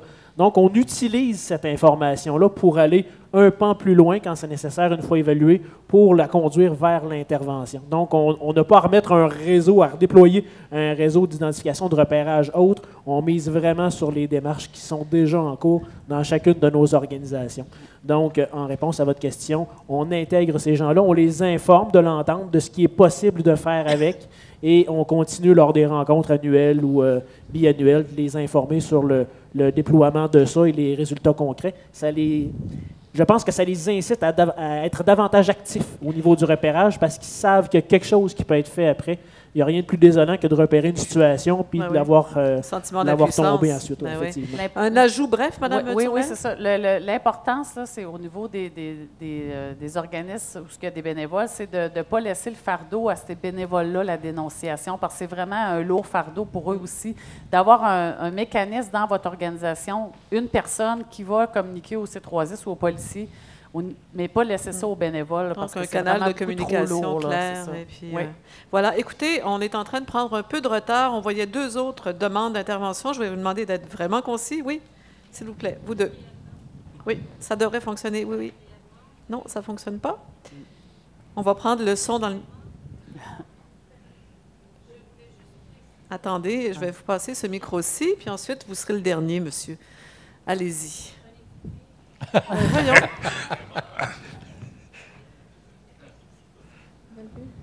Pourtant, Un, deux. OK. Renée Dupuis, Commission des droits de la personne. Je voulais juste apporter une précision sur la question du consentement. En dehors de l'entente à laquelle la Commission est partie, donc pour la maltraitance aux aînés, la Commission a un mandat d'entendre les dénonciations d'autorités des marchés financiers, des institutions financières, des gens du service de santé, de la police. Donc, dans ce qu'on croit être des exploitations de personnes âgées. C'est un peu différent de la maltraitance aux aînés. Mais donc, la Commission reçoit une centaine de dossiers par année de dénonciations qui sont faites sans le consentement de la personne dont on craint qu'elle soit victime d'exploitation, parce que c'est la Charte québécoise des droits qui le prévoit. Donc, ça vous permet de faire enquête, même s'il n'y a pas consentement des personnes. Tout à fait. Merci beaucoup, Mme Dupuis. Et une dernière question. Allez-y, monsieur. Claude Leblond, je suis président de l'Ordre des travailleurs sociaux, les thérapeutes conjugaux et familiaux du Québec. Alors, vous comprendrez que la question que vous avez posée à vos collègues tout à l'heure m'interpelle beaucoup. Je sais que ce n'est pas le temps de discuter du fond de la question de la dénonciation obligatoire. Il y a des professionnels qui sont tenus au secret professionnel et c'est une des bases de notre système et de la confiance du public. Alors, je nous demanderai, effectivement, si on doit discuter de ces questions-là, d'aussi entendre ce que les professionnels en pensent et pour prendre en compte également les effets pervers qu'une telle mesure pourrait aussi apporter et de bien balancer les choses avant de faire un choix qui remet en question autant ces rôles-là. Tout à fait. Concernant votre présentation, merci beaucoup. Ça me rassure sur ce que je viens de dire. Et ça me redit également, et je souhaiterais qu'effectivement nous en soyons conscients, et également les décideurs qui auront à prendre des décisions, que de se baser sur la collaboration avec les personnes concernées, pour les personnes concernées, entre les acteurs qui les supportent, c'est ça qui est gagnant. Ouais. Et parfois, c'est un peu plus long que de simplement dénoncer. Merci, M. Leblanc. Mais j'avais une question à monsieur. Ah, ben là, écoutez, je ne suis pas sûre qu'on a le temps. Je suis désolée. Mais il y a d'autres moments. Oui, c'est ça. Je vous suggère de le faire plus informellement. Merci beaucoup parce que c'est une très belle conclusion à cette période d'exposé et de questions. Mais là, je ne veux pas qu'on prenne encore plus de retard. Je vous invite. Merci, félicitations. Est-ce qu'on les a déjà applaudis?